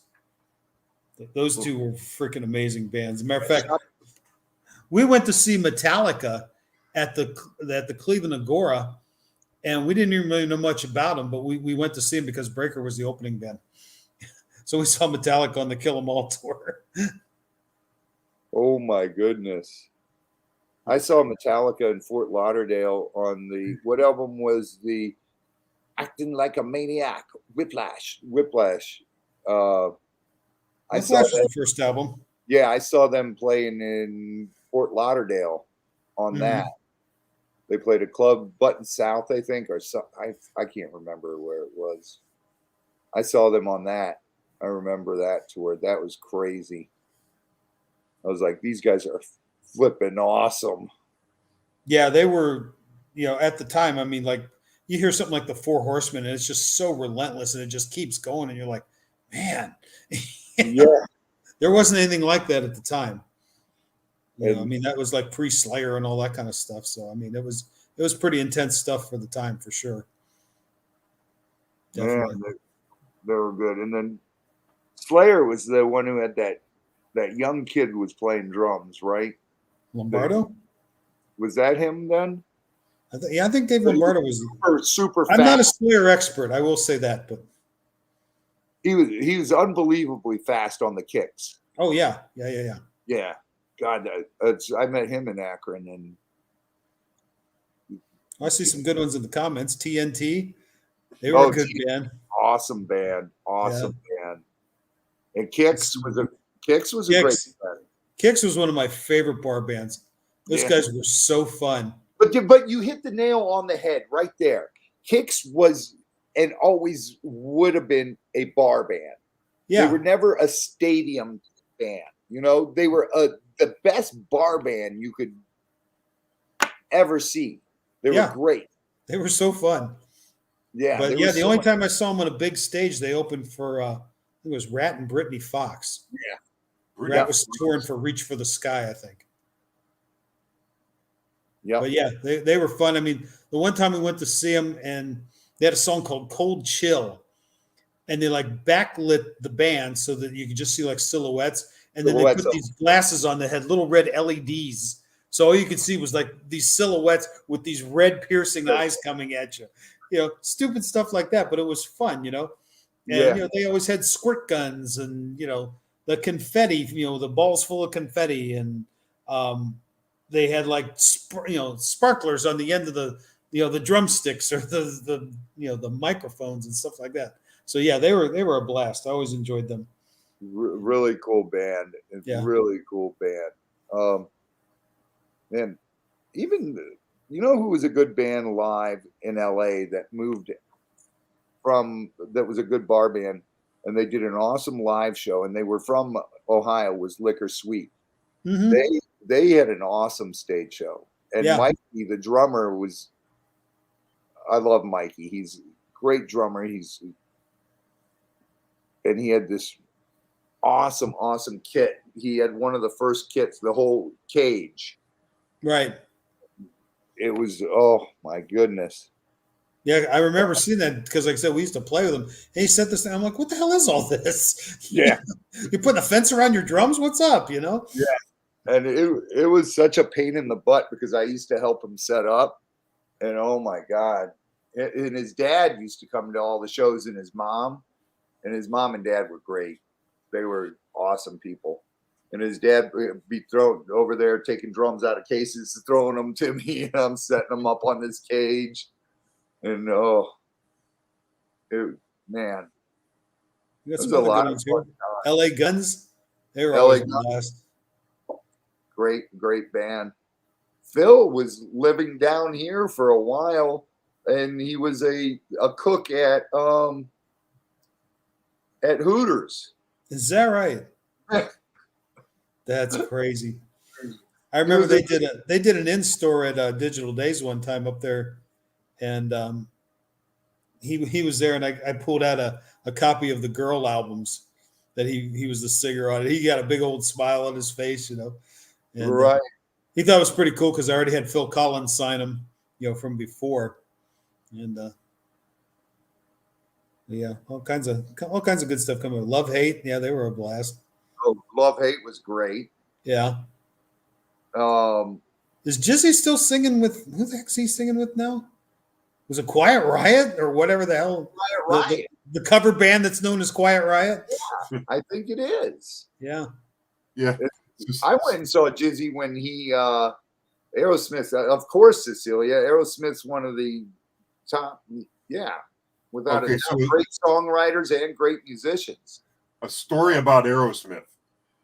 I would go over to Kevin's house, and he would be playing. Oh, which one was that song? Oh, Eat the Rich. When it got to that bump part, the lights would dim. A buddy of mine had an entire Bose system.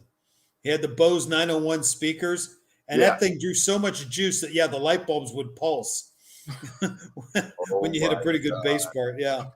I remember that. Gosh. I used to have a Cadillac STS with the Bose stereo in it, and we would take that car to go out to get wings out in Sharon, Pennsylvania. Me, Kevin, Noreen, and sometimes Kevin bring a big guest. Later, it was his wife. Chris. Later, it was his wife. Later. And We started going there a long time ago. And we would take that car and put, between that or You used to like to play Thunderstruck. Alien Nation. And what would you say that it would change lanes when it got to those parts of the song? It would change lanes on its own. Because it had those. Oh, I see Love and Rockets. I saw Love and Rockets. Love back and in the Rockets, day. great band. Yeah, Great band. because I hadn't got to see Bauhaus at that point. I'm not really a goth person, but I always liked Bauhaus. Yeah. And a friend of mine, she really liked Love and Rockets, so we went to see them. I remember seeing them. Matter of fact, I think we even saw, because that was I think that was everybody from Love and Rockets, but everybody from Bauhaus, but Peter Murphy. And I saw Peter Murphy do a solo show, and 9 Inch Nails was the opening band. Oh back my when, God. back when Trent was just getting going. But yeah, so yeah, Love and Rockets was a pretty cool band. But then a few years later, Bauhaus did a reunion, so I went to see that, which was funny because I walk in looking the way I do, and by the way, I used to have a lot more hair a couple weeks ago. Same here. Well, not a couple weeks ago, but years ago, I had a lot more hair. But I'm walking in there, I got all this long hair, I probably had some metal shirt on, and I'm in among all these goth kids going over to, because it was at Nautica, over to the Bauhaus reunion show, and everybody's looking at me like, "Are you sure you know where you're going?" I'm like, "Oh yeah, I'm good." I said, besides that, I got better seats than them. I had like second row seats, I think. So. Oh man. What'd you think of? Another band I loved that was in LA, London Choir Boys. Love the Choir Boys. Their bass player is Phil Mogg's nephew. Really? Yeah. His name's Nigel Mogg. Yeah. I did not know that. And since I'm a UFO fanatic, I know this. Right. But yeah, I love the Choir Boys. The Choir Boys, and I remember the Black Crowes came out about the same time. Yeah. And I thought both of them were really good bands. And I thought both of them would have been great bands if Rod Stewart was their singer. Especially the Black Crowes. I heard the Black Crowes. I'm like, man, you put Rod Stewart in front of these guys, it's going to be awesome.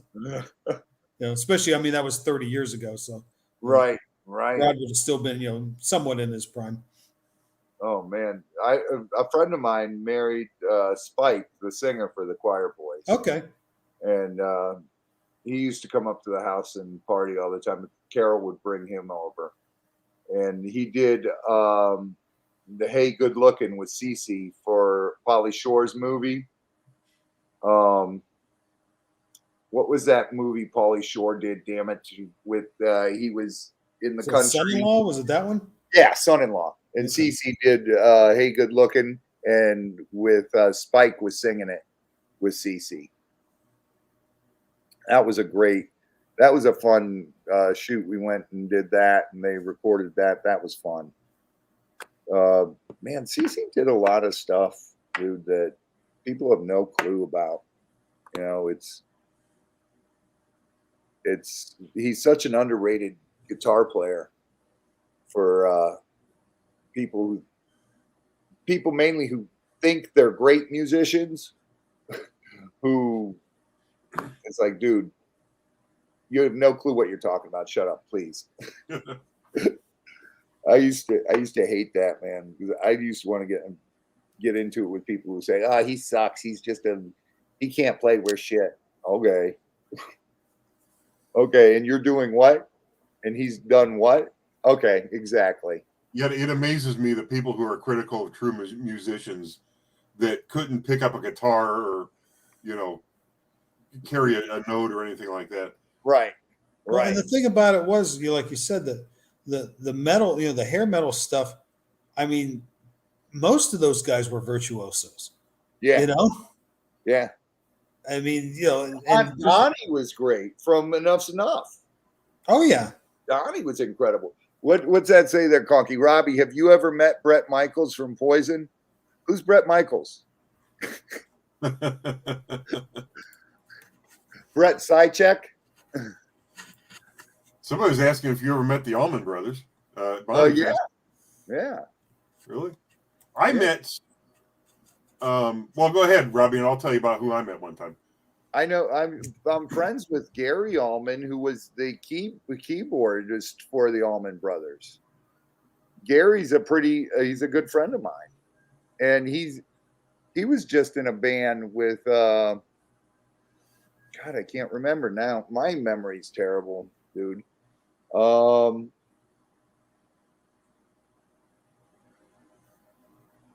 I can't think of it. I can't think of it. Gary's a good friend of mine, and I met Greg in LA before because Greg was married to Cher, and I knew Cher, so. Kevin's channel. You knew Cher? Okay, you need to talk to my wife. Hang on a second. See what's on the wall here? I don't know if you can see my that. goodness! Hang on, let me full screen it. Yep. There we Yeah, go. I can. Oh my goodness! As I recall, My buddy Joe Cleon took that picture. He's a concert photographer there in Cleveland. And he posted that picture one day, and I got a hold of him. I said, dude, we got to talk. And we went through the whole thing. He told, I can do this. I can mat it and all this stuff. I said, do it, man. And he did that for us, and he got it all finished up, and he gave it to me. And a couple weeks later, we headed for Florida. So it was really cool. I was able to get that. Matter of fact, at our old place we were living at, there was only 2 pictures on the wall, and that was one of them. So yeah, sometime we'll have to have a little chat with her. Yeah, because that's her girl. Definitely. They're born on the same day, 25 years apart. Really? The same day. Yeah. She's pretty wild. She was dating a little boy back when I knew her. Yeah, probably. So, she came. I think we were at Brett Michaels' birthday party, and she came, and that's when she was dating that young guy. He was like 19. And I was like, is that the one they called the Bagel Boy? Yeah. Yep. And he was in a couple of her videos back in the day. Yeah, and she was into all the weird stuff. Matter of fact, I think he was in the I Found Someone video that somebody just mentioned there. Was he? Yeah, I think so. He was in a couple of her videos at that point. Oh, man. Noreen says, my birthday is Chaz's birthday. Oh, that's okay. I didn't realize Chaz was born on my wife's birthday, too. 0304. Hi, Noreen. So years ago, I was working at a place in Cleveland, and we designed the ground support network for what became China's internet when they launched the IP Star satellite. Anyway, we were dealing with like electronics and board houses and things like that. And one of the Mothersbaugh brothers, not the one that went on to do like the theme for, Rugrats and all that, the other one, had a place in Cuyahoga Falls where he built printed circuit boards. And we were ordering some of these boards from him. So he came into the office one day. Hang out with me. What's that, Robbie? You're too smart to hang out with me. Now you're talking all this damn gibberish, circuit boards, and dude, I'm lucky I had to have you do my thing so I can post it on my community thing. That's all right. Unless it's music or animals, I'm clueless. Well, you remember Devo, right? Oh God, yeah. Yeah, well, he lived. The one guy lived we used right to go across see them play at the bank on Main Street in Akron. Yeah. Yeah, the bank. Wow, there's an old one. Yeah. There's an old one. But it's funny because when I moved in with DeVille, when his house was finished, the guy who lived from Akron in Devo lived across the street, but down the street from us. And was talking to him the one day. I'm like, dude, I grew up in Bath, and so I was between Akron and Cleveland all the time, and he's like, we were talking about that. It was cool. It was pretty neat. Man, there's a lot of good times, man. Conky, thank you for doing this, man. It's bring back a lot of memories that are fun and Yeah. So what you were saying about you went there and you did the circuit boards? That was Jerry Mothersbaugh, right? Probably. Yeah, I think it was Jerry. Yeah. But he came into the office and he was meeting with the guy I worked with. And I said, dude, I'm going to play Whip It Good on my speakers. And they were like right on the other side of the wall from me. He says, don't you dare do that. He says, that guy, he was the drummer. He only joined because, so that he could like design the drum set and all that. He goes, don't you dare do that. You do that, I'm gonna, So he's sitting in there with Mothersbaugh in the it was like a cubicle, so the walls didn't go all the way to the ceiling. And I download on my computer Whip It, and I start playing that on my computer speakers. Next thing I know, all this shit comes flying over the wall at me. He's trying to get me to stop playing it.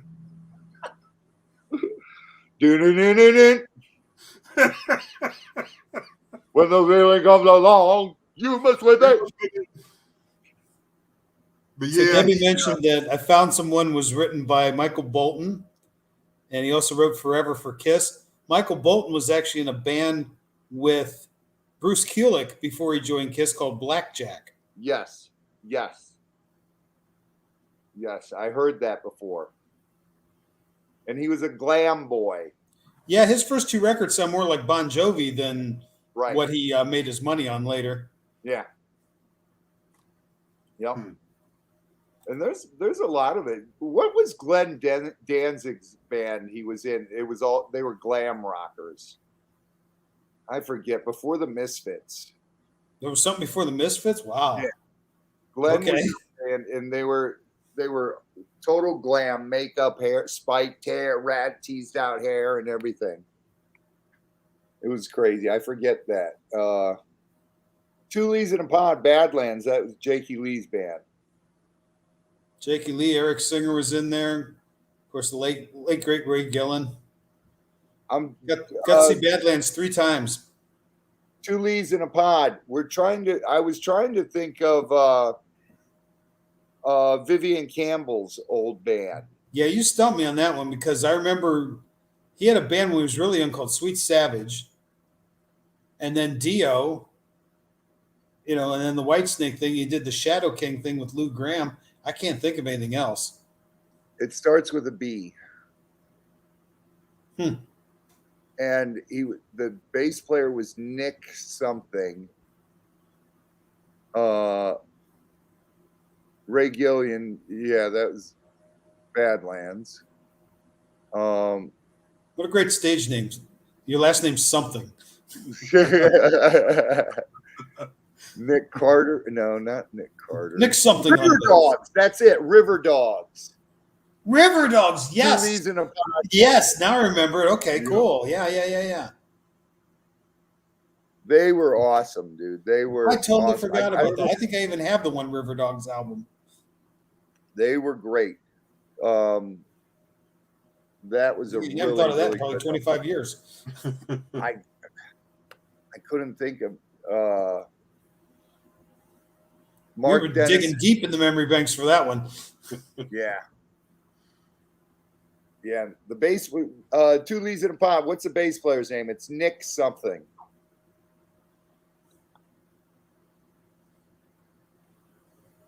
Yeah, that's Baby Blue. I Cry for You. Yeah. Yep. They were an awesome band. They were a lot of fun. We got to hand it to Two Lees in a Pod. They are pretty. Oh, well, the Two Lees in a Pod worked in the music industry. She was in the promotion stuff on it. And she knows a lot of the same people that I do. She's actually got pictures of me in LA somewhere. She went to the Zeros record release thing, and we're all at different clubs all over there.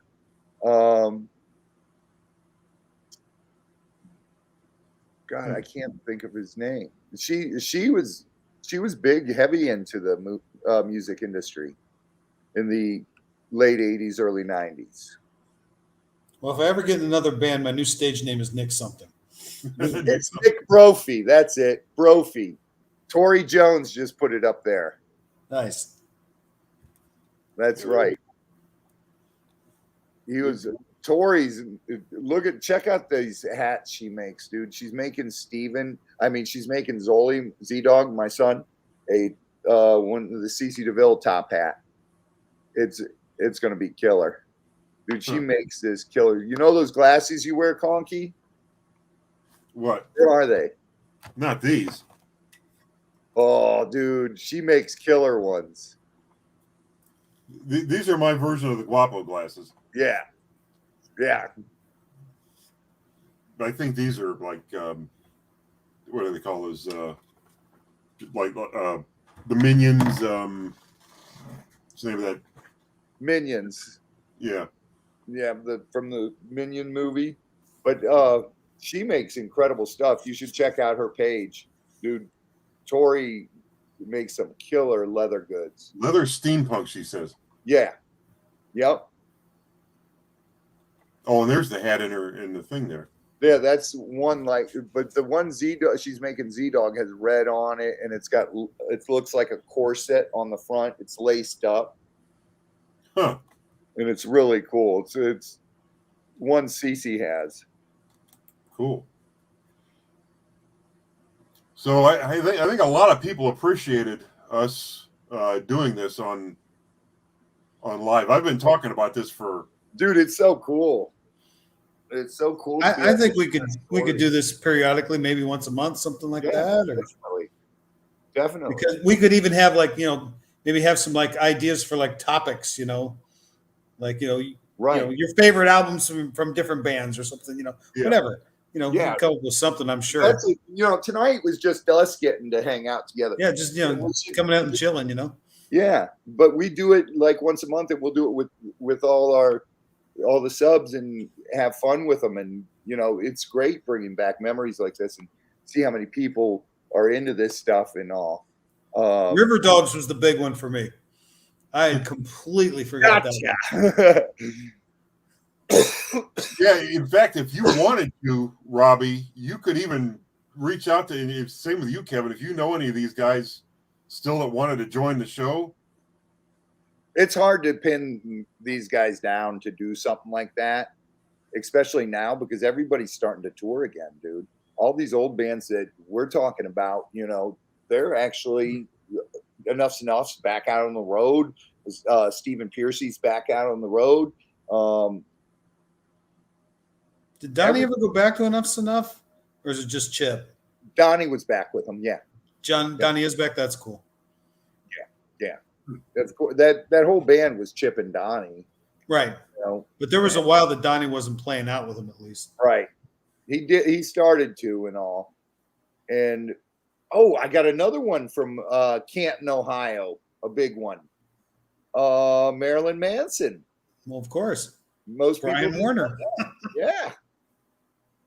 But then he really kind of got his start down here in Florida. Yes, he did, in Fort Lauderdale area. Mm-hmm.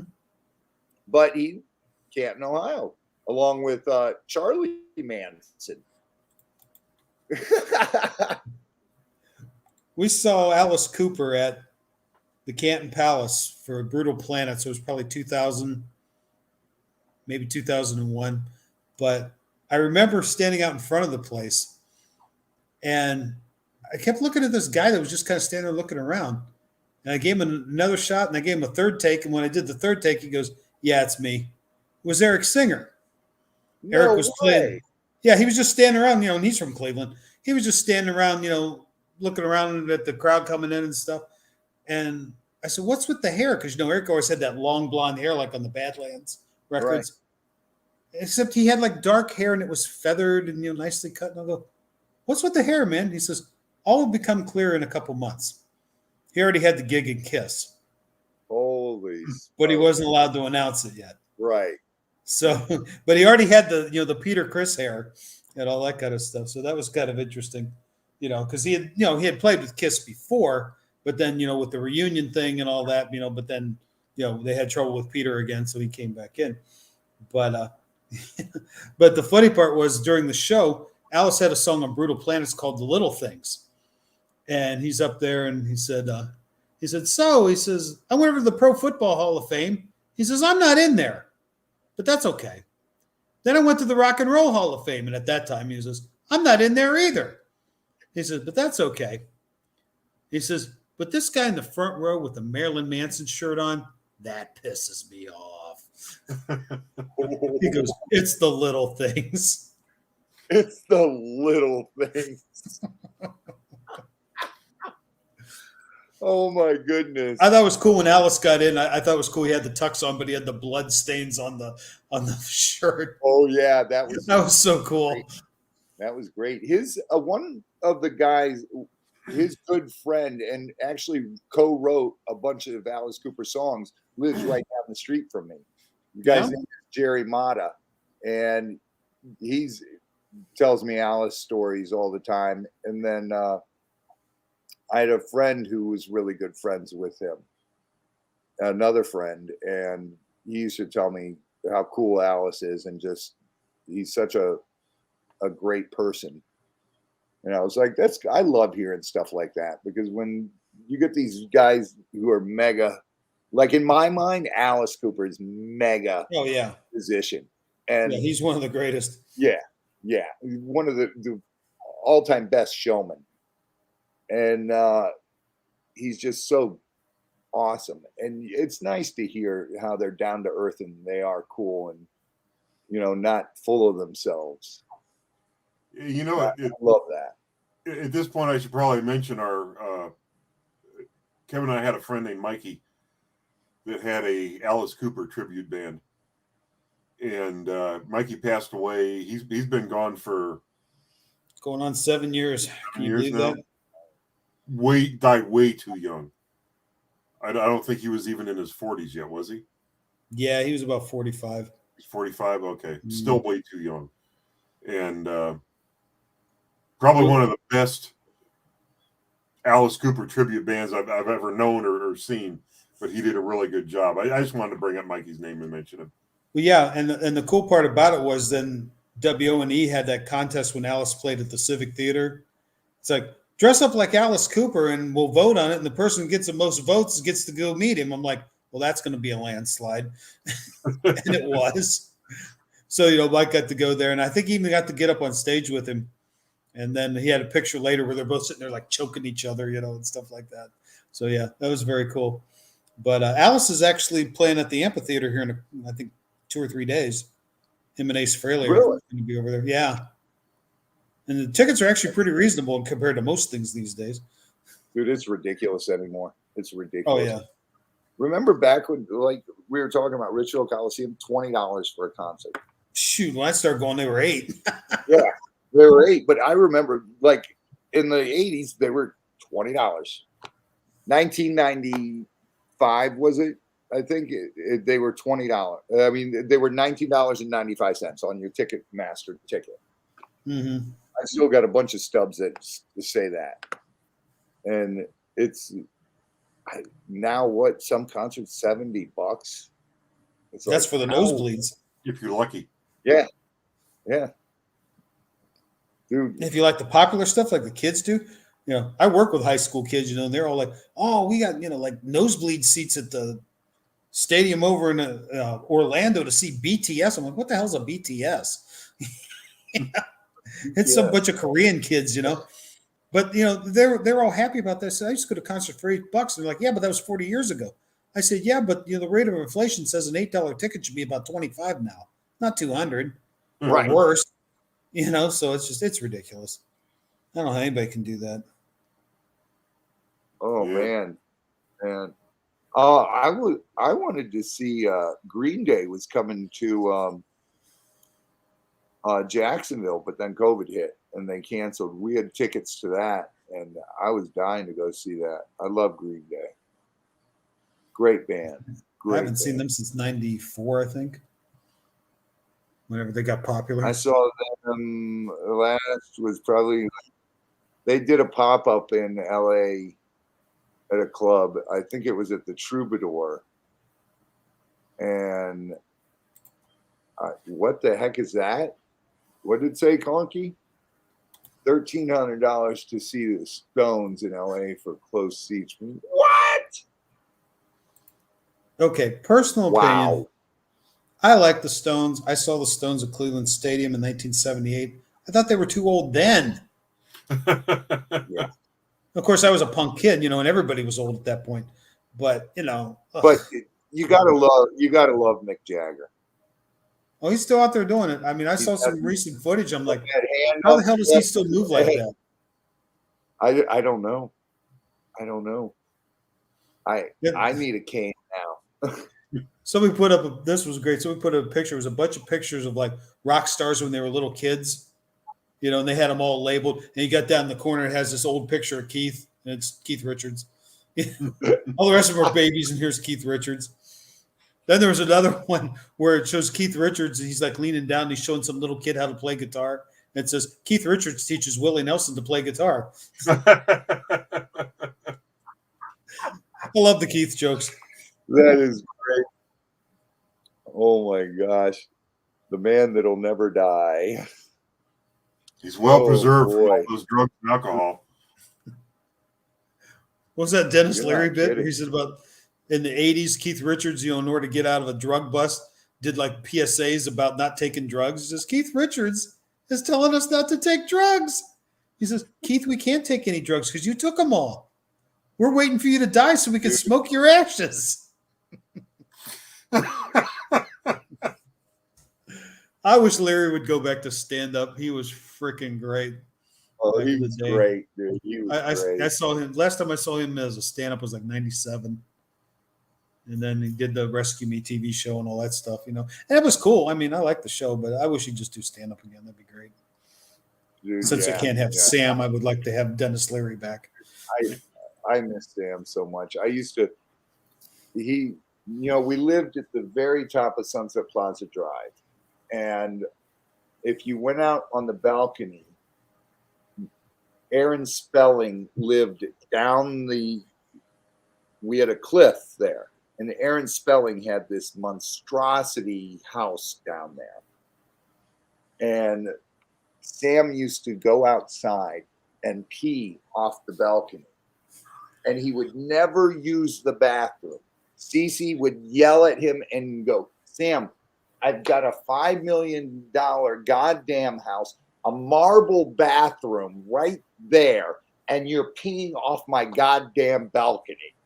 And Sam's just like, Cece, it's my way of pissing on LA.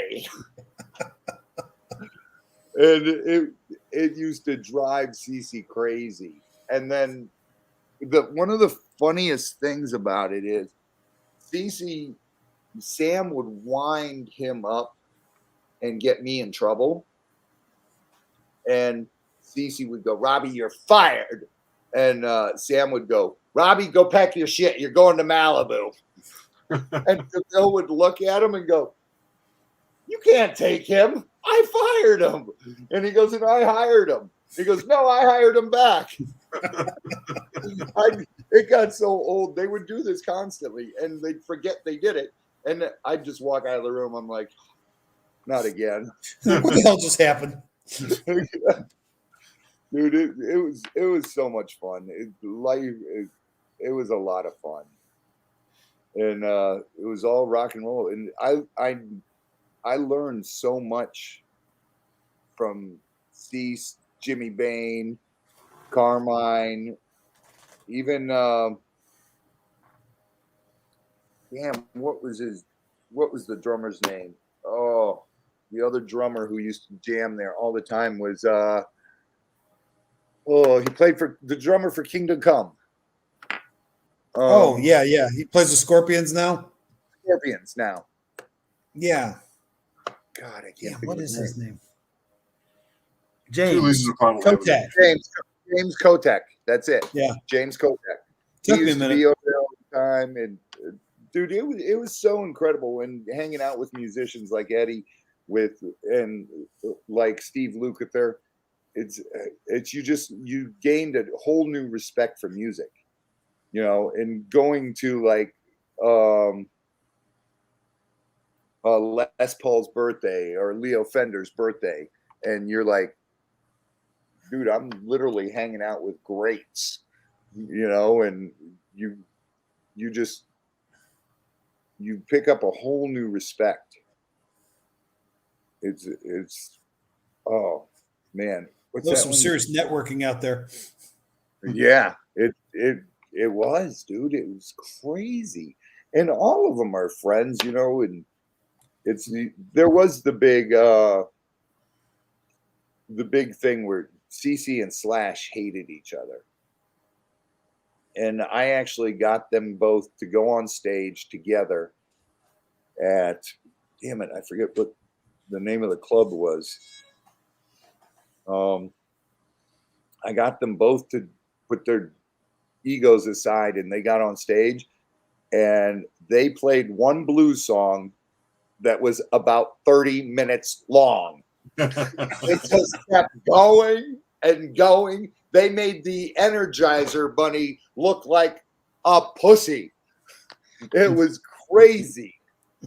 It was just, oh my God. And they had a blast together. And man, it's so many good times, dude. So many good times. Conky, thank you so much for just doing this. And again, I had to. I mean, Joe Gilmore mentioned ELO. ELO was the second band I saw on stage. December 6, 1974. Wow. It was Deep Purple. It was Deep Purple with Glenn Hughes and David Coverdale. ELO was the second band, and the first band I'd never heard of, but I liked the singer. They were called Elf. And Elf's singer was Ronnie James Dio. Yeah. Yeah. Yep. And because of that tour, that's what became the beginning of Rainbow. Because Richie wasn't happy with the funky version of Stormbringer. And then he decided to just basically lift Elf and toss their guitar player and became the first incarnation of Rainbow. But I saw that ELO thing go by, and I said, I can't let that one go. What was Carmine's first? Cactus? Got it. Carmine piece was in Cactus. That was his old band. Was he in Cactus? Yeah. Okay. Yep. I remember Vanilla Fudge, and I remember Cactus, but I couldn't remember who the drummer was. Yeah, Carmine. The funny story, my funny Carmine story, we kind of touched on it earlier. My one sister, Chris, that lived in L.A., was roommates with Carmine.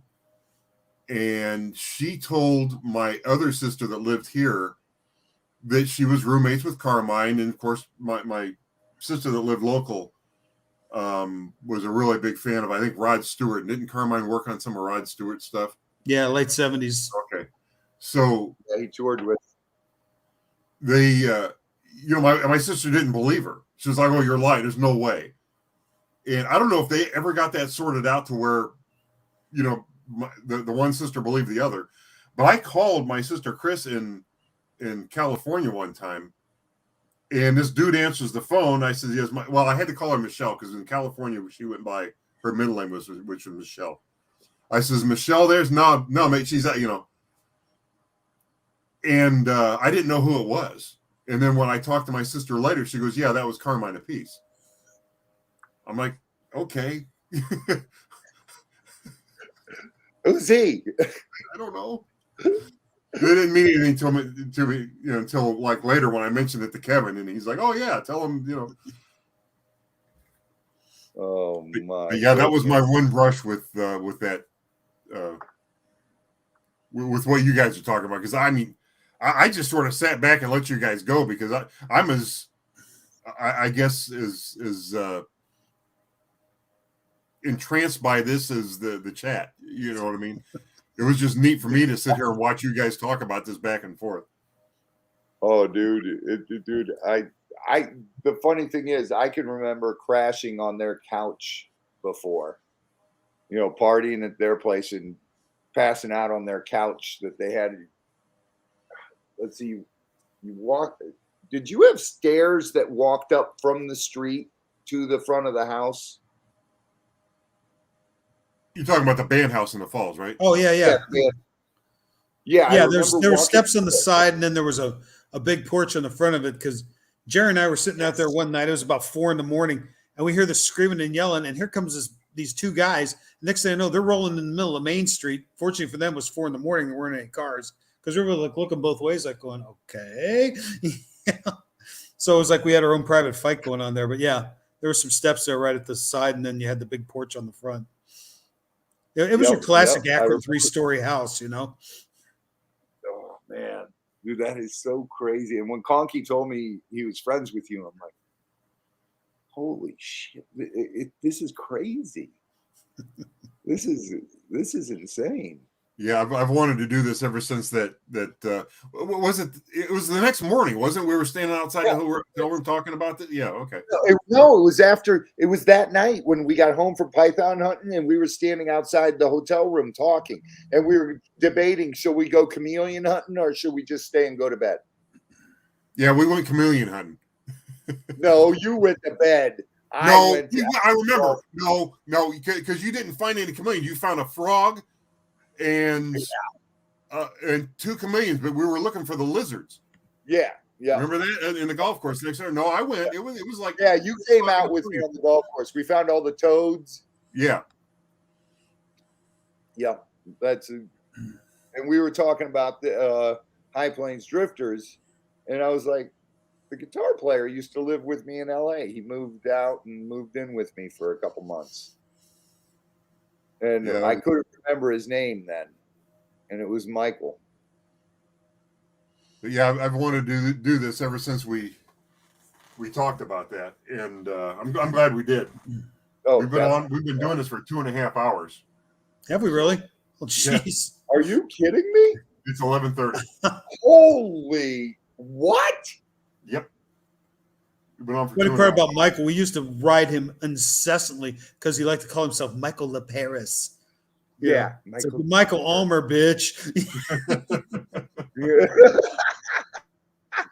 But yeah, it was funny. I see Cecilia mentioned Kansas. I used to go see Kansas back in the day. They were a talented bunch of dudes.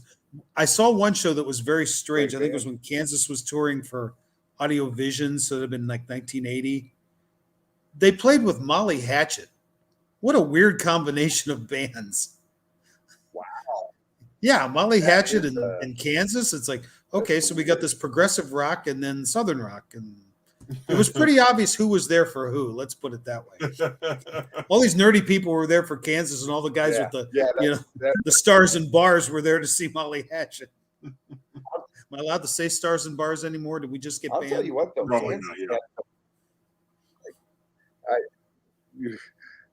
Kansas had some incredible vocals, dude, incredible harmonies and stuff in that band. It just, oh man. God, Bonnie and Sharon, I just listened to Chicago today. I was listening to some Chicago today. That old Terry Kath stuff was just unbelievable. What a tragedy that was. Yeah. So, Conky, I think you want to wrap this thing up. That's cool. Yeah, let's go ahead and wrap it up. Maybe we'll do it again. I'm cool with that. Like I said, maybe about once a month. Maybe have some ideas for some maybe topics. And Robbie, you up for that? Yeah, definitely do it that way. Of course, brother. Of course. It's a lot of fun, man. You guys are making me relive all the fun stuff. And so I'm gonna good stuff in the chat. It's a blast, and I love talking to you. So I'm sure everybody knows Robbie's channel. I'm gonna drop the link to Kevin's channel in the thing one more time. I appreciate the it. Metalist. Yeah, somebody had the Metalist, so I had to be the Metalist. Yeah, it's 2 E's and it's 2 L's in Metalist. So that's his channel right there.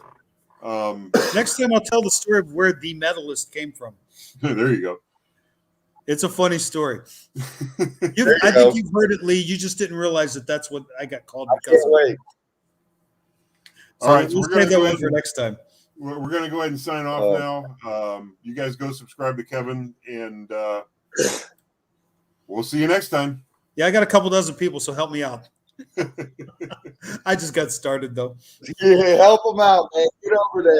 Get over there. Follow them. Subscribe to them. Thank you, Debbie. I Love appreciate you it. guys.